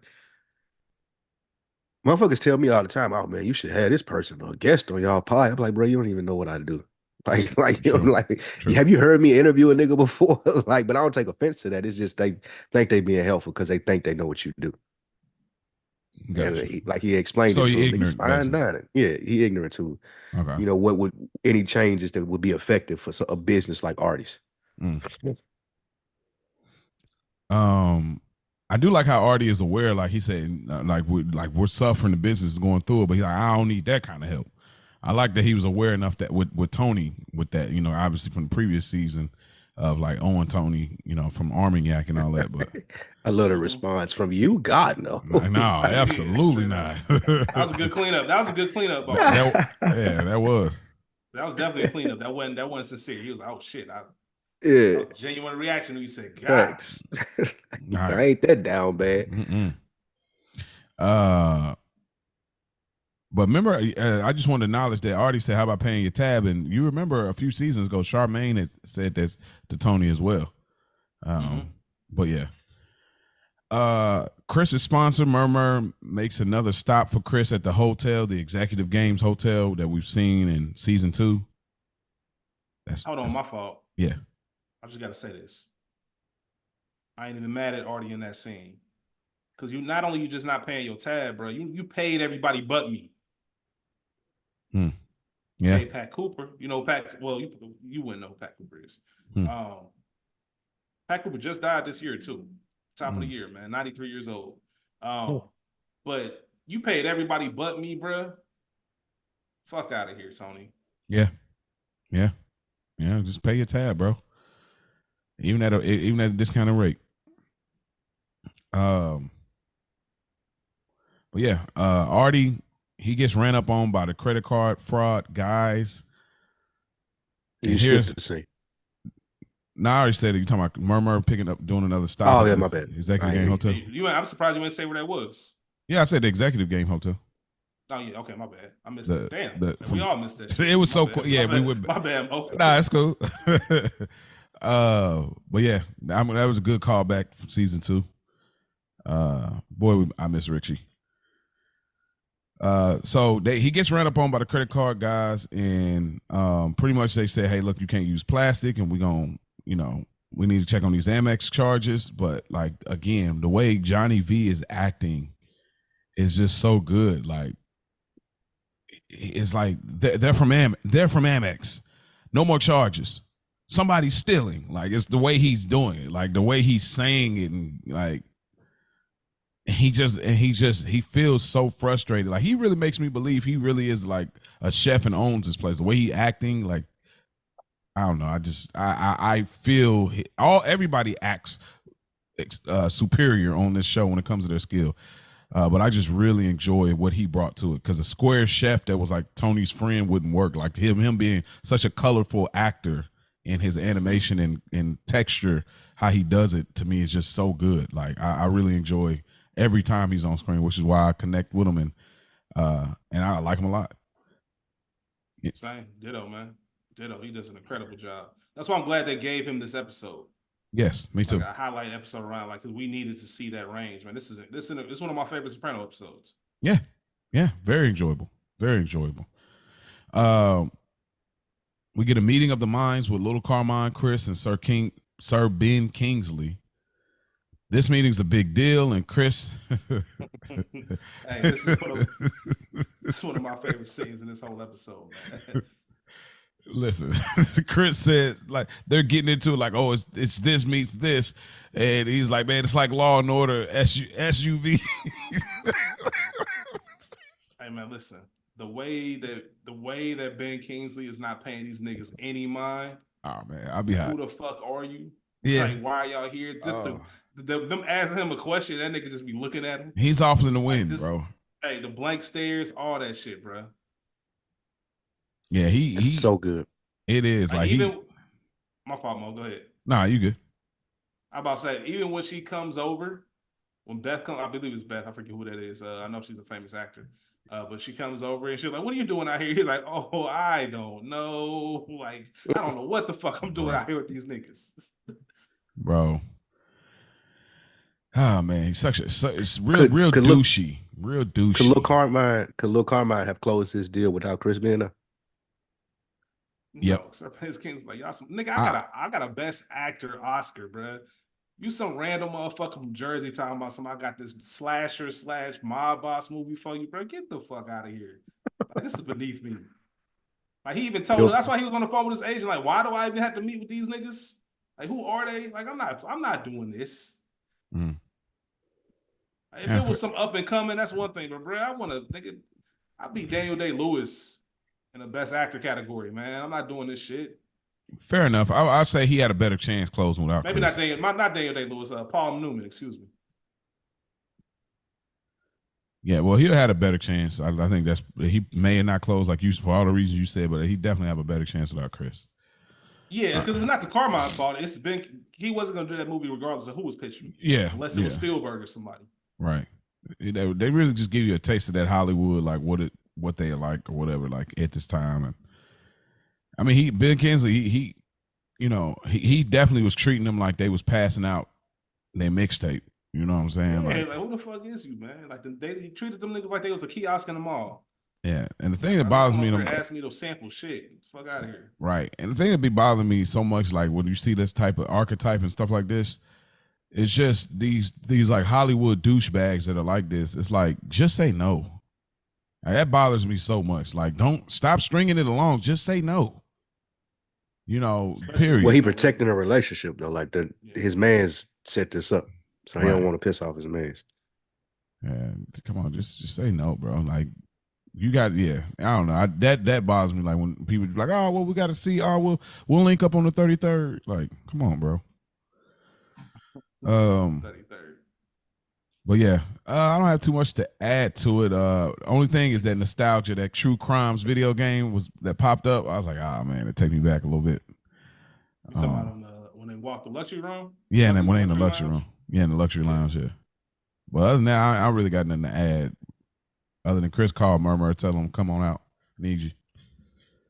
Well, I do think we need to highlight just real quick, just the idea of not the luxury room itself, but somebody like Chris, realizing for the first time, like, hold up, like all y'all, you get all this shit for free? Like, what the fuck they got going on? Like, why would they give you this for free? Him just being confused. His face too, like yeah, just realizing like this is a whole different life out here. Yeah. We know how infatuated he's been with the film industry. Yeah. And now that he's on the side of it, it's like, what? Like, he just can't believe it. Yeah, he really. And he a gangster. Like, all right, nigga, my natural instinct, my spotty senses say steal everything. Yeah. You know how much money I can get for this shit on the street, and y'all getting it for free? Like, give me some of this shit so I can flip it. And he's just like, this is where he can't help it but to come out. Being a wise guy, he's a gangster. Like, he can't help it. Like, he ain't even like masking it. Like, it's hilarious. I can't believe this. Yeah, his face, like, ew. Michael Imperioli killed it because his face, he's really like, oh, what? Wait, oh man, what? Like, he's really good. But yeah, let's see. And I love, hold on, my fault. The last thing is I love how they try to squeeze in that photo with him. All right, I mean, we gotta get that off. You know, we're gonna definitely get this. We're gonna get the selfie off real quick, if nothing else. We'll put it on a plaque somewhere. You know, niggas sneak into that photo with a celebrity. You know, we working. Yeah, link. We just linked. Just ran into my man's. Let's build. Let's build. Y'all niggas is corny. For real. Oh shit. Smack the koofy off your head. Artie is talking to his staff. We find out that his staff this the most Mo Artie moment for me. I could definitely see you doing this. Okay, I want to see you elaborate. So Artie pretty much This is another one of the great acting scenes with Johnny V. Well, you skipped So- over Tony paying the tab. Oh yeah, Paying yeah. I'm Artie sorry. tab. So yeah, he sent it over to, which is crazy, sending it to Benny now, but I don't even know if he even see that money. Bless you. Thank you. Now he may have gave him that money just off of that because they, but Yeah, he would have asked him about that. Like, because he ain't gonna would've defy did the Tony boss in like that that. way at that point. I Nah. think he was trying to be he might have sneaky skimmed on. a little bit off of it. Yeah. But yeah, I pretty don't know. much. It's only gonna ask that you get that what I sent over. Yeah, that's true. I don't even want to risk that confirmation of saying it should have been, should have been 3,000. I was 2,700. Like what? Yeah. I don't even risk that. So Artie has a company meeting and pretty much lays the law. And we see most of his employees, or at least his cooks, are Spanish, if that's safe to say, or Hispanic and Mexican. And it's interesting. I wanted to ask in that aspect of we know that we don't know. I'm not going to say we know, but what we've seen, what I've seen, let me speak to my own experience. Let me put it that way, make it more personal. In my experience, when I have worked with our brown brothers and sisters, they tend to work for not as much. Do you think Artie is in such a bind that he decided to hire, them instead of like Italian people? I think I mean that's the normal setup for a kitchen though. Like that's usually the dynamic. You're gonna have them working there. Like Artie's at a good restaurant, but he's not at a good enough restaurant where you're gonna have like aspiring like Italian cooks in the restaurant. Like you're gonna have more line cooks than anything. Okay. But yeah, he's going off and he says, the guy says, I didn't take the toilet paper, but the olives. I'm joking. I'm joking here. Like they just like that was the mo. That was it right there. That was the mo.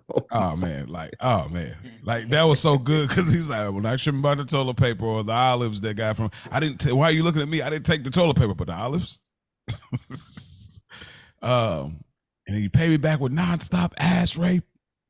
Already went off, man. Yeah, and he was mad. I get it though. It's like, real quick. Yeah, go ahead. Nah, I just Artie can go 0 to 100, but really, I just want to. Only thing I want to say about the scene, I could bury my cock in those fucking titties. I mean, listen. Hey man, shout out to things Charmaine. I can say right now. There's a lot of things I can say. The fact that you can get that off because you speaking another language, but you saying that in front of that woman's husband, that's insane. Yeah, it is. Dang. And she still told him, "Hey, yo, can I clean this up?" Hey, that nigga meant that shit too. Anytime, any place. Charmaine, give me the green light. I'm going, nigga, in front of Artie. I don't give a fuck, bruh. Yeah, she got it. But she pretty much said, "Hey, can somebody clean this up, please?" Which is hilarious. They all look that's like, their man, job. get the fuck out of here, man. You clean that shit up. Yeah, Tell Artie to clean that shit up. Fuck out of here. I'm about to clean his shit up because he had a temper tantrum about some shit he can't prove. Right. Martina calls Benny about the credit card scam. I don't have nothing else to add to that. Is Benny at the new spot too? Yeah, that looks like the new spot. Hotel. That looked like that's the new spot. Giovanni's, Doc Giovanni. Yeah. Okay, yeah, that's what the meme said. That's what the meme said. Was that Benny's wife's way of saying, I know you have an affair? I know something going on, yeah. I think that yes, because that's how he responded. And the only reason I asked that is because he lives a lifestyle to where he could be getting a call from work at that time of the night. So did you view it as she really thinks it's work, or work keep popping up? The famous work keeps popping up on your phone, just like Pizza Hut be popping up on your phone at 11 p.m. I know what's going on. Yeah, I think it's that. I don't know. She did have a naivete about her, so I don't know. They're still pretty young. I don't know, because maybe I think you know what? This scene is so small. It's exactly supposed to show that, because the scene later in the episode wouldn't be as intense. That's why Benny took offense to it, because to an average person, they would have been talking in code. Okay. But it's supposed to show that she picks up on shit like that. That's why this nigga said in front of my wife, like, bruh, you don't even know I'm already in some shit with her. I'm in a doghouse already. Because she pregnant and I'm cheating on her. Yeah. Like, I think this whole scene is too small. It's too much of a throwaway scene That's the only reason they could have added it in there, just to let us know his wife picks up on shit. Yeah. Okay, I like that theory. I like it.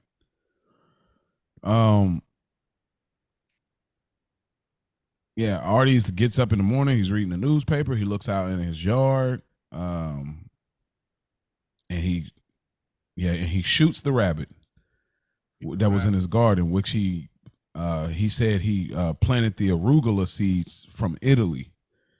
Only thing I wanted to say is that this always speaks to how good of a shot Artie is, and I think the rabbit represents Benny.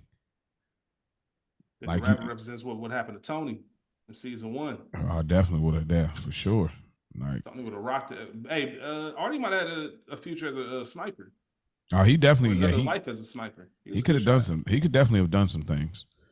And that black side came out when he hit him with that motherfucker. Bro, I thought that too. That was a black motherfucker. That definitely was. I was like, bro, there was only Big P said, the only other person I heard say it like that when Paulie was trying to get him. He's like, why won't you take off your clothes? He's like, I already told you, because you know when he said it there, I thought, yeah, that sounded pretty. Had a little blackishness to it. But yeah, I think that the rabbit to me kind of represents Benny. Like, you all up in my business, eating away at it, and you don't understand what it took for me to get it here. Similar to that seed. So that's yeah, I like that. Not to be overly deep, but I think that's kind of what I was getting from it. No, I like it. Chris is going through the lady's purse, calling him Sir Kingsley, even though he told him to call him Sir Ben. Chris tries to get in on the free gifts, and also we find out that little Carmine went back, which is probably skipped the scene again. You skipped him being like when the sponsor came. This is all the same scene. Oh, the chick locking herself in the bathroom. And him yelling going through her purse. He talking to her right now. He yelling at her and. Oh, you talking about when he was on the phone? My bad. No, you good. But yeah, we pretty much get the idea that Carmine goes back to New York or Jersey, one of the two, and we can infer that it's probably Rusty's funeral. Mm-hmm. Anything Rusty got shot, so he had to go home. Yeah. Anything y'all want to add to that? Once again, Sir Ben Kingsley. The way that this nigga Chris asked, like, yo, can you look at my publicist, or can you get me in there? I don't know. My publicist set that up. Well, do you think that can help me out? I don't know how my publicist can help you. My publicist can help you out. Like, just the way he delivered that line, like, bro, I don't even know what you asked me right now. I said my publicist. What the fuck he got to do with you? Yeah. Like, who are you again? How you get this number? Right. This guy that said the SUV. Yeah, man. That's crazy. Just getting a little nigga like that, bro. That shit would. Yeah. Shit's crazy. But Murmur pulls up, and that's pretty much it. I'm just gonna call him Chris's sponsor. That Murmur is just so it's mad weak. I can't do it. That's about as bad as Phineas. Get his real name. Yeah, if I had his real name, I may just do that. But we go to back to Artie's restaurant, and one of the young ladies come and pretty much tell her, like, hey, look, I know she makes more than I do, but she was rocking she had like some kind of item that was like $600, and he put it together pretty quick and told her sandals. $600 for sandals is nuts.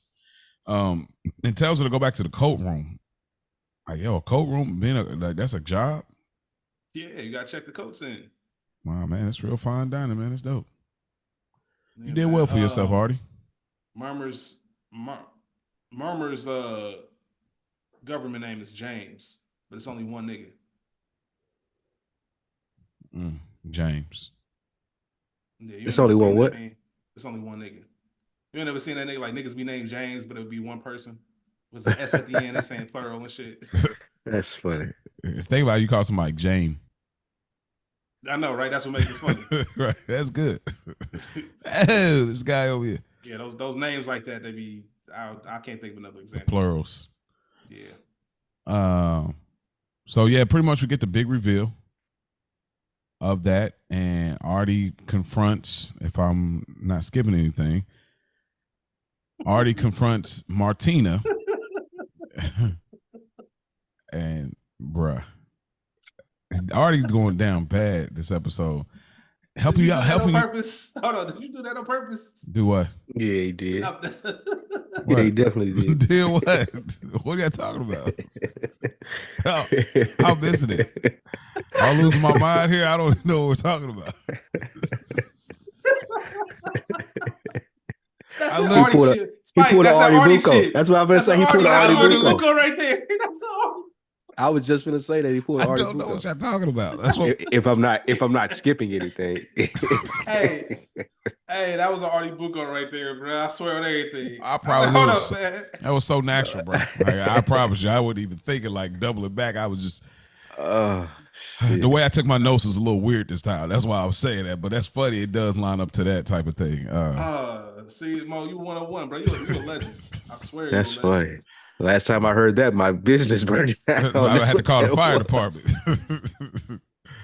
Oh man, Artie, man. Remember that episode of Martin? Wallace, what's up? That's what you do, right? All right, that's what you do. Like I love that right? line. Yeah. I love that. That's some Mo shit too. That's some shit you would have done. Yeah, I definitely would do that. Now that lines up. But he has a talk with Martina, and he just goes off, help you get an apartment, teaching you to drive, like that whole thing. And all that told me was Artie was doing way too much. He was doing way too much, like dirty macking. Didn't work. And you can see why he mad now. Yeah, putting all his nasty ass work because he's playing the gonna long game. He thought he was playing the long game. He thought he was the only. He thought he was gonna get somewhere, but yeah, like this lines up to the conversation in the strip club too. Yep, guys like you can fuck like Tony would have fucked her. He wouldn't have had to do none of that. I ain't got to get you no. Well, because you got to think that's his pleasure. Like that's low key Artie's pleasure, where it's just more on like I can't do anything, but like it's like Father Phil, where like remember talking about something with food and sexual tension. He gets off on that because he can't really do anything. I think Artie has something similar where like he's married, but it's like more like, oh, just being around the attention of another woman is in his mind the closest to, you know. Hey man, we got 14 more episodes after this, and I'm happy Father Phil ain't in none of them. Oh man, thank there God. You go. So last appearance with Father Phil. Question: yeah. Which line was it that made him pull up on Benny? Was it like we laugh at you? We get there. No, it's that we F you on the pile. I'm talking about right here where she talking though. When she when talking, she said we have sex on the pile we of fuck money. on the pile of money and we laugh at you. Like which one was That's it? He was like, nah, fuck that. I'm pulling up. Nah, it's that one. It's that's the one. We laugh at you like they're laughing at you and stealing from you. Nigga, stealing from your stupid customers. Yeah, that like, bro, this is my life, man. Y'all got me fucked up. Yeah, you stealing from me, and I was trying to make some things happen. Like, come on, bro. But Artie pulls up on Benny, and you know, he gets him out of there, and he try to tell him like, man, I was gonna let you in on the whole thing, and then pretty much they get to scrapping, and finally Artie wins the fight. Finally, listen, let me say something right now. There aren't many. I mean, a very, very, very small list of reasons why you can pull up to a nigga crib and it be excused.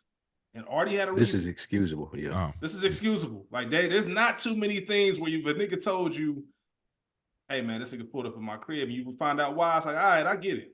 Yeah. That's his livelihood, that's his business. That's one of the few that he can get off.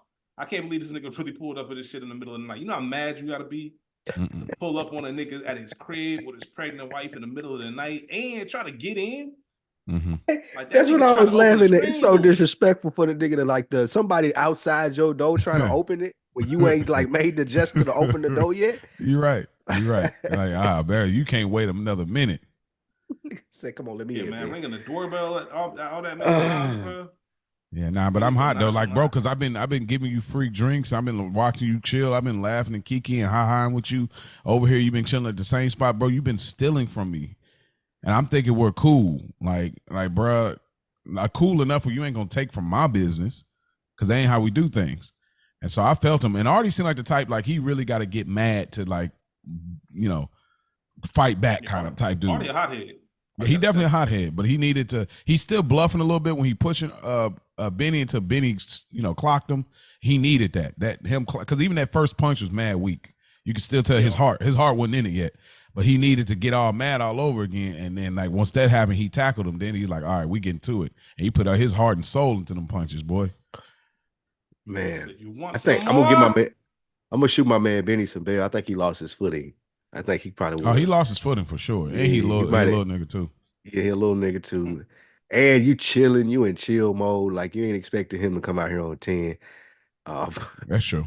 Like you ready, but you about to get your last beer, about to go in Facts, the yeah, you probably No, done bedroom. had a hold on. couple. He I'm might tell have you, bathed no, already. Yeah, What's no, that? definitely for sure. Like no, getting.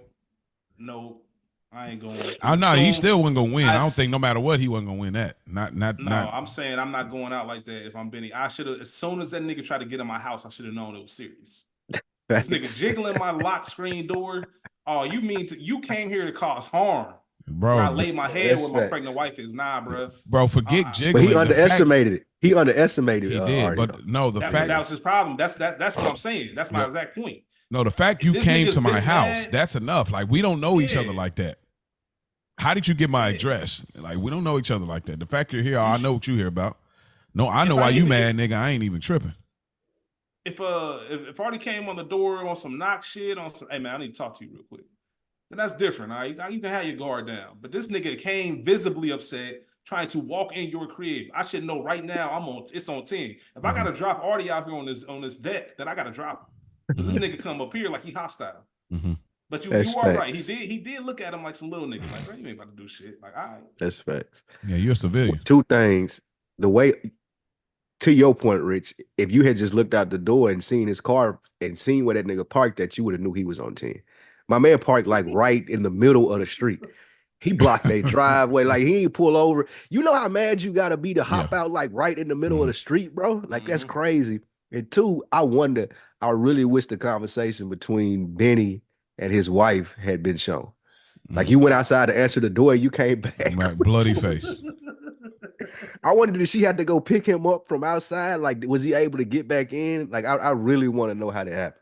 She She probably definitely Because checked found on him Tony him. said he had outside. to go to the She, hospital. yeah, she probably Yeah. checked on him like, babe, what are we coming back to bed? And like seen him there, and then rest is Man, yeah. Hey, and she was probably shocked when she found out who it was. So he probably didn't tell her.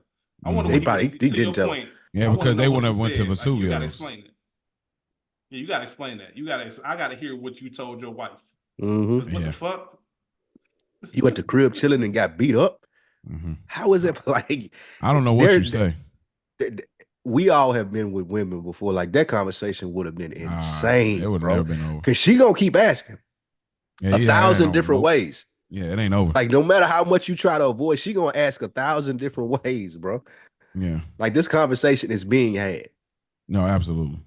Yeah, nigga, like you ain't just walk in fucked up. I had to come outside and find Yo, had to find you laid out. Our fucking our deck furniture fucked up. Like what happened? am I in danger? Like, do I need to worry? Like, God, a It had to nigga be a came slip to and the fall crib story. and beat you up? Like, come on.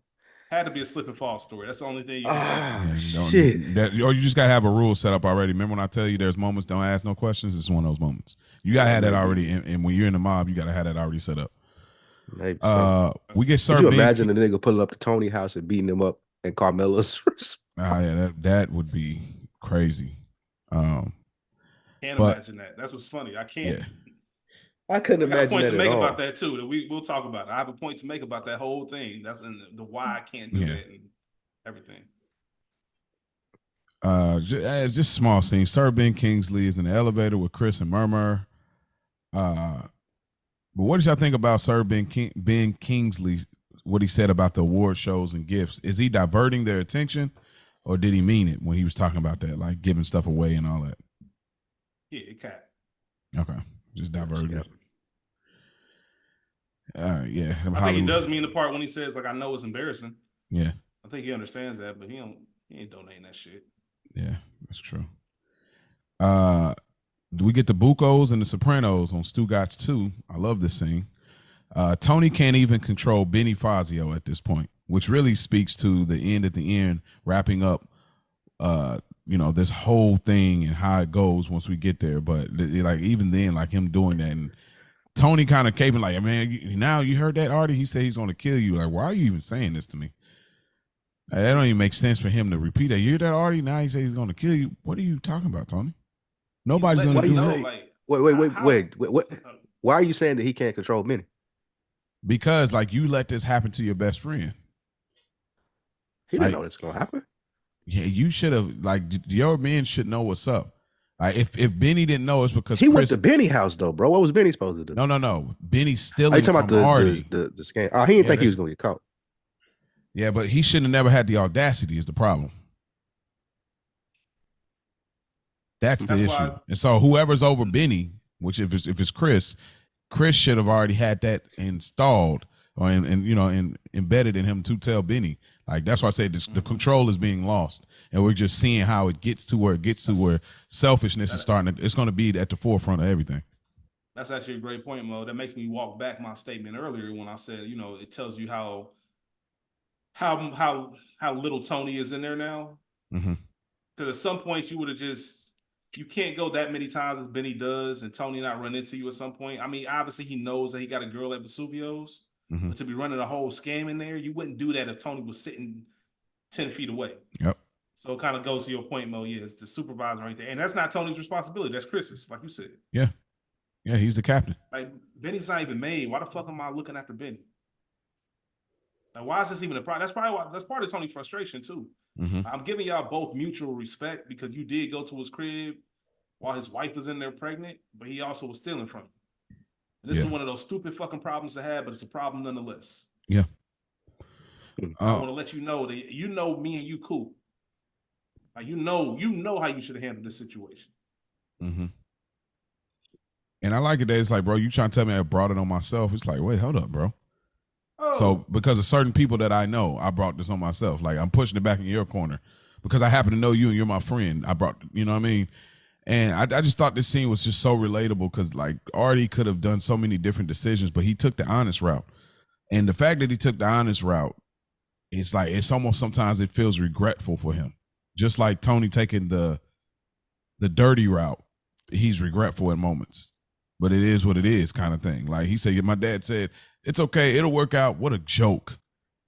You know what I mean? Like, and he meant it when he said it. It's like, bro, this is a joke. I did everything in my restaurant that got burned up. Now it got stole from. Now we got to do twofers. Like, bro, I didn't try to do everything right, and now here we are.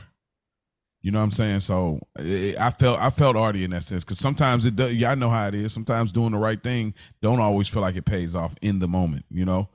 But of course, that's when you have to, know thyself and all those things where you got to, feel awarded in doing the right things. But I felt him in this moment, though, just like, dang, I tried to do everything right and said everything will work out, and here we are. So I love this scene. I love it so much. And I love how Tony is trying to be like a really good friend. Like, I would have never let that happen, bro. Like, that ain't, I get it. I would never let that happen. Even though you did let, you did have stupid logic. We have Vesuvio's get burned up in the words of Artie Bucco. What kind of stupid logic is that? Like, but anything I want to add to this scene? You lost your fucking mind. Like, I love Tony was not fuck. What the fuck you got going on, man? Yeah. Yeah, I see. I get what you're saying, Mo. And they did a really good job of showing why he pulled up on Benny. Because everything Tony is saying correct, bro. You find this shit out, you come to me, nigga. You know who the fuck I am. Like, like you might even got you some money from this.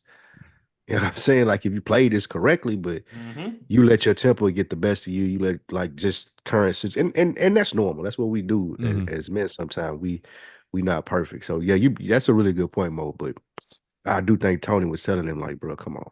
Wow, you losing it right now. Like, you think crazy things. Yeah.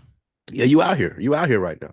You pulled up on somebody you know that's affiliated with me and you sent that man to the hospital. What do you think gonna happen, bro? I can't save you. You know what I'm saying? Yeah. Once again, if I let you slide. Yeah. Yeah. Tony talks with Benny. Again, Benny, he's not, I hear what you're saying, but I'm still gonna get him. And again, this to me just speaks to the era that we're in, the generation we're in now. People feel comfortable, like Carlo, like Benny. They're going back and forth with Tony. Like Seal would sit and be quiet before Tony would ask, "All right, what is it?" Like now we're getting to a place where all of you younger, all of this new age mouthy members, like all got something to say, And this is another scene that gives us that. Like the picture's been painted perfectly on where this show is going. There really should have only been one conversation. this whole time. There really only should have been one conversation that should have been coming from Tony. Benny, you can't represent me and you getting beat up by civilians like this, bro. Like, look at your face, bro. That was a civilian that did. That's a non-gangster, and you represent my family. This is why Phil Leotardo says Jersey. Come on, like this is why. All right. Because you let a motherfucking chef. Look at your face, bro. That's funny. Yeah. You know what I mean? It's one thing if I had a scuffle, but you visibly fucked up. You had to go to the hospital because of Artie Bucco. I lost respect for you, bro. No disrespect to Artie, but come on, you're supposed to be a fucking gangster. He's just Phil plummeted. Leotardo in the parking lot is one thing at the Crazy Bird. This nigga pulled up at your crib. He said the in front of Crazy your Bird. wife. Whatever it was, man. Yeah, whatever happened there. Yeah, man. He pulled up to you at your crib. Like, Tony should probably be looking at him like, you a little nigga for real. You are. Maybe you ain't killing him just because you got beat up by him. Yeah. Like, this shit should never fucking happen. Yeah, Benny super overrated, mob guy. Representing my family, nigga. Get the fuck out of here. Super overrated. Super overrated mob guy. I like the fact weak out here. Yeah. I like how Tony reeled him back in. Like, you talking about control and him being enough of a gangster to know, like, the shit that Benny was talking, the only way I'm talking him down is like the same way that Benny made the roundabout threat to Artie about, our break, our severances and breaks and shit. Tony goes immediately to, it don't matter what you do to me. And when Benny's saying that, Tony go immediately to his son. You have a son, right? Like, just knowing, like, nigga, if you do something to Artie, nigga, your son not gonna have a dad. Like, that's what's going to happen. Like, if you play this all the way out. But I ain't got to say that directly. I want you to know. Bless you. Oh, thank you. Yeah. All right, a few more scenes. Vesuvio starts the twofers. I'm gonna run through a few of them together for time's sake. So Vesuvio starts the 2-for-1s. And Artie walks to the back when he sees the demographic. Chris and Murmur. Well, actually, before that, the first one is Miss McCall gets robbed by Chris and stole on. Vesuvio's starts 2-for-1s, and Artie realizes his demographic and walks to the back. Chris and Murmur on the same flight as Sir Ben Kingsley. We get another Vesuvio scene. Chris brings Tony some swag. Artie cooks his last guest a rabbit, and the Italian guys go home with some American swag. So out of those last 5-6 scenes, what stood out to you? What was funny? What was interesting? Of course, again, not the assault. Miss McCall, the assault wasn't funny, but the idea that we so salty about getting passed up on this movie. I'm about to talk him into. I can see the conversation, right? I can see Chris talking to James on some. Hey man, you ain't gonna believe this shit, but they got this whole rooms where they give out free shit. Like, we ran into these stars. Let's put some masks on and let's rob them. Like, that's just an insane idea. But they said, "Fuck it, we about to do it." At the getaway car, the whole nine. That shit was hilarious to me. Yeah. Obviously the Artie shit. So I got to stop and pause at the Benny showing up with the family. Right? He did the Chris thing to him too. Yeah, he did the Chris thing to him because Artie can't. Even after the talk with Tony up top, Artie can't help himself. That there's something about that ego. They shake the hands, and he could have just left it at that. And then, he playing nice. All right, y'all need anything? Cocktails, drinks, wine. All right, cool. He could have just left. That was it. Then he had something in him said, let me look at Benny and fuck with him. Hey, Benny, can I get you a martina? The look that nigga Benny gave was like, what? A martina? I had never heard of it. It's like a martini, except for it's like Albanian. Or Armenian, whatever one. I can't remember. Albanian, yeah. Goes down real easy. I heard it goes down real easy. I heard it goes down real easy. Right, Ben? Come on, man. You playing in my to your point, face, bro. To your point, Rich, the way that his wife looked at him after that too, it was like, nigga, I know you got something going on. Like, she gave him that little sly look, like she picked up on it. But the look, the grin on Artie's face when he doing all of this, like, bro, why are you playing? Like, why do you have the audacity? Why do you think I'm the one? But I get it. Like I said earlier, Benny, you are the one. Because I can't think of nobody else in the crew that Benny getting this off on. He might try it. I don't know, man. That shit's just hilarious to me. Yeah. And I didn't expect Benny to respond the way he did. Shout out to Benny. When Benny went back there and put his whole hand in the boiling hot, his whole fucking hand Like slid off like a glove. don't fuck with me. Yeah, he Yeah, had to do man. Front something. of I my can't. I wife. can't whack him. So Yeah, man. You gotta don't play with people's wives or their girls or whoever, man. Niggas do not play about their girl. yeah, they don't. For me, yeah, it's funny. Ben Kingsley get caught up in his lie. He's literally going to the same flight that they're going to back to the East Coast. So that was good.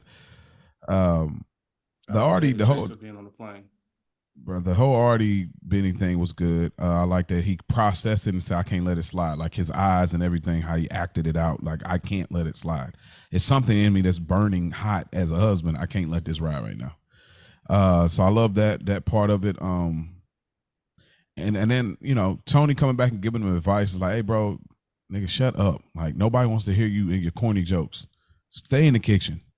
Like, you're not funny, you're not cool like that, you're not slick, they're not feeling it.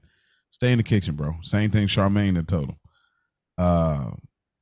We get, you know, the swag. Tony's not really impressed, and Tony finally shuts him down, tells him like, bro, enough with the aid thing. Like, you've been riding that one favor off for the longest. You know, and then of course we get a nod. Speaking of aid, the pocket dog bag, you know, which is funny because I think her dog was like a pocket dog corset.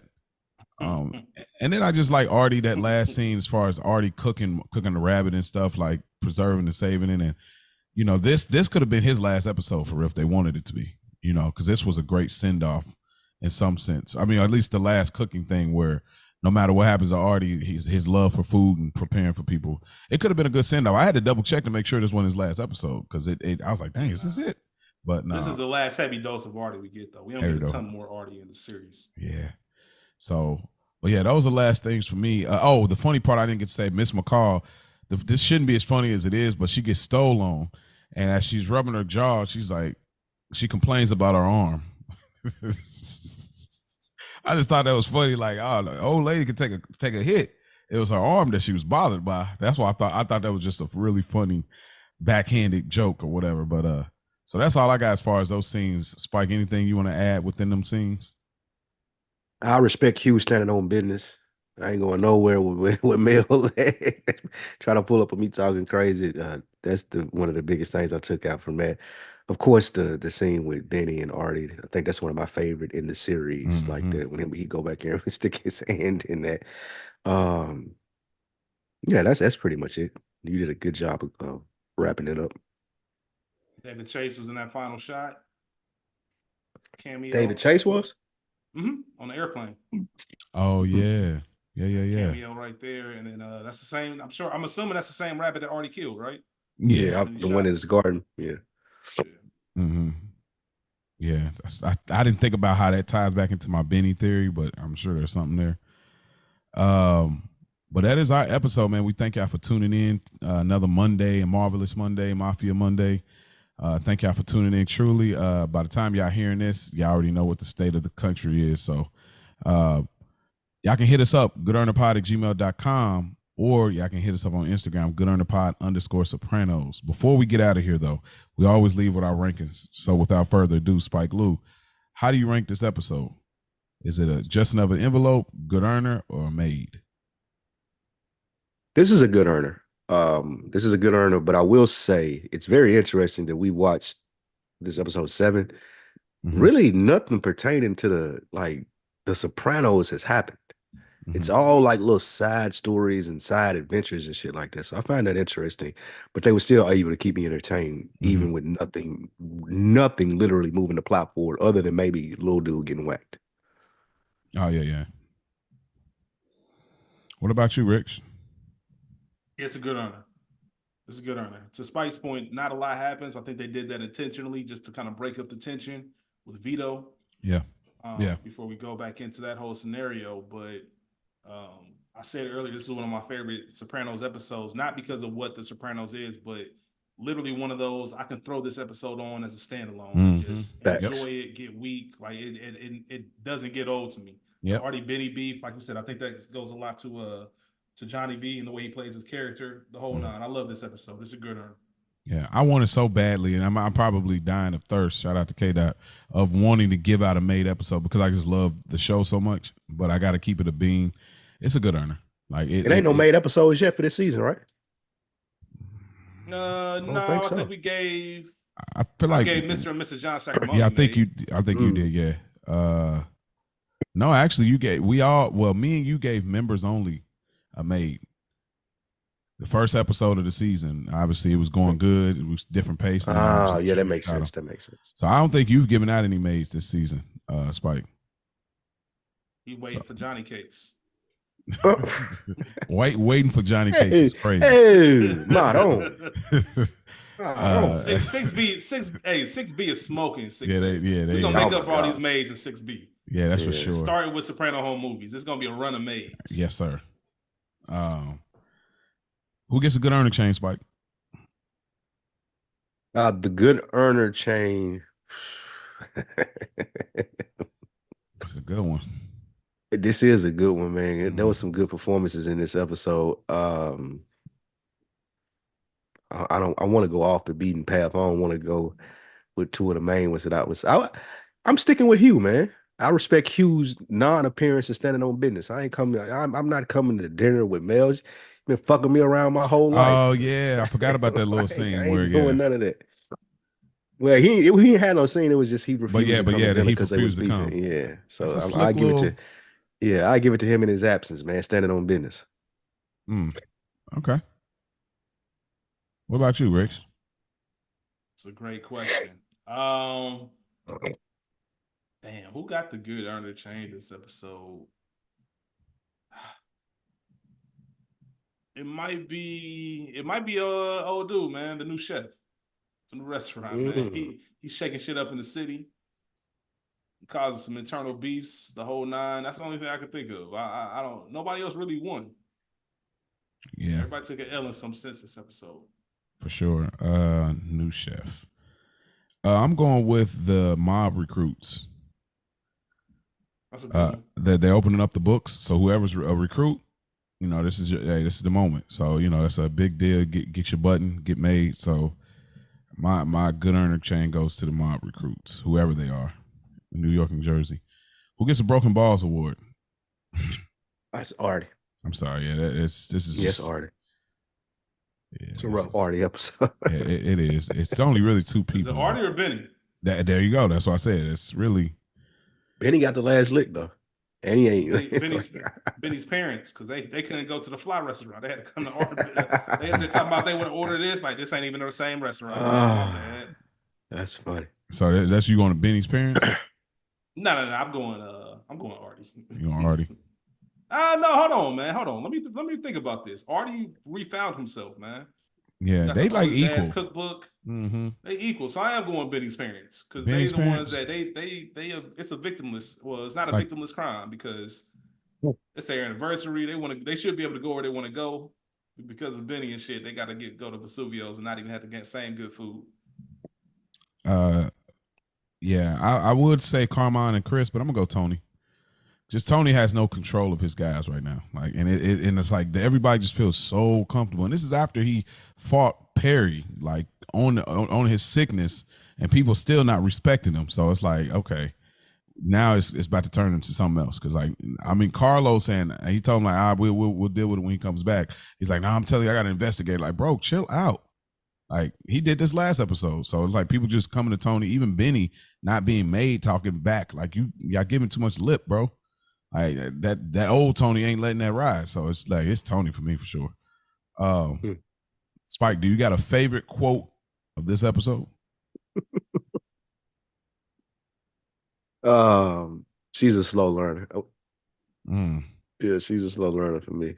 That's from Artie, right? Artie, yeah.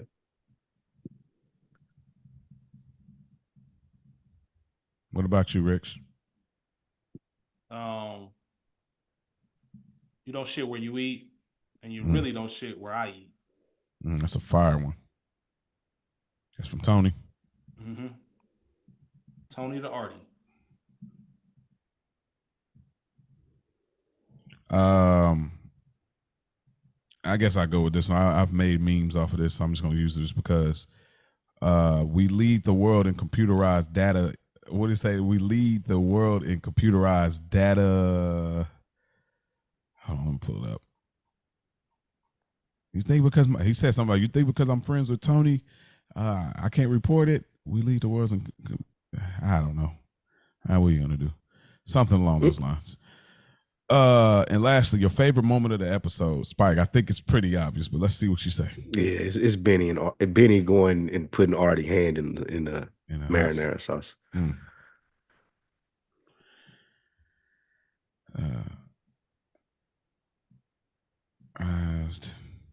Whatever. I'm gonna put that there. Go. I heard they go down easy. That might be my runner up for best. That's a really good runner up. That shit already fucking petty, bro. He said, "Oh, they go down easy." Like no way. The delivery, all of that. All right. So you said Benny burning. Okay, burning Artie's hand. Okay. What about you, Spike? I mean, Rich. Yeah, that's it. That's the whole exchange. That whole him coming up to the table, everything from shaking hands to Benny putting his hand in the thing, like all of that. For me, it's probably going to be it's between the boat scene with Tony and Artie and the Bada Bing scene with Tony and Artie. I'm gonna go with the Bada Bing scene. There was just a deeper, relatable thing. I can see where he was and the way he conveyed that. So yeah, for me, it's definitely that. Let me put that here.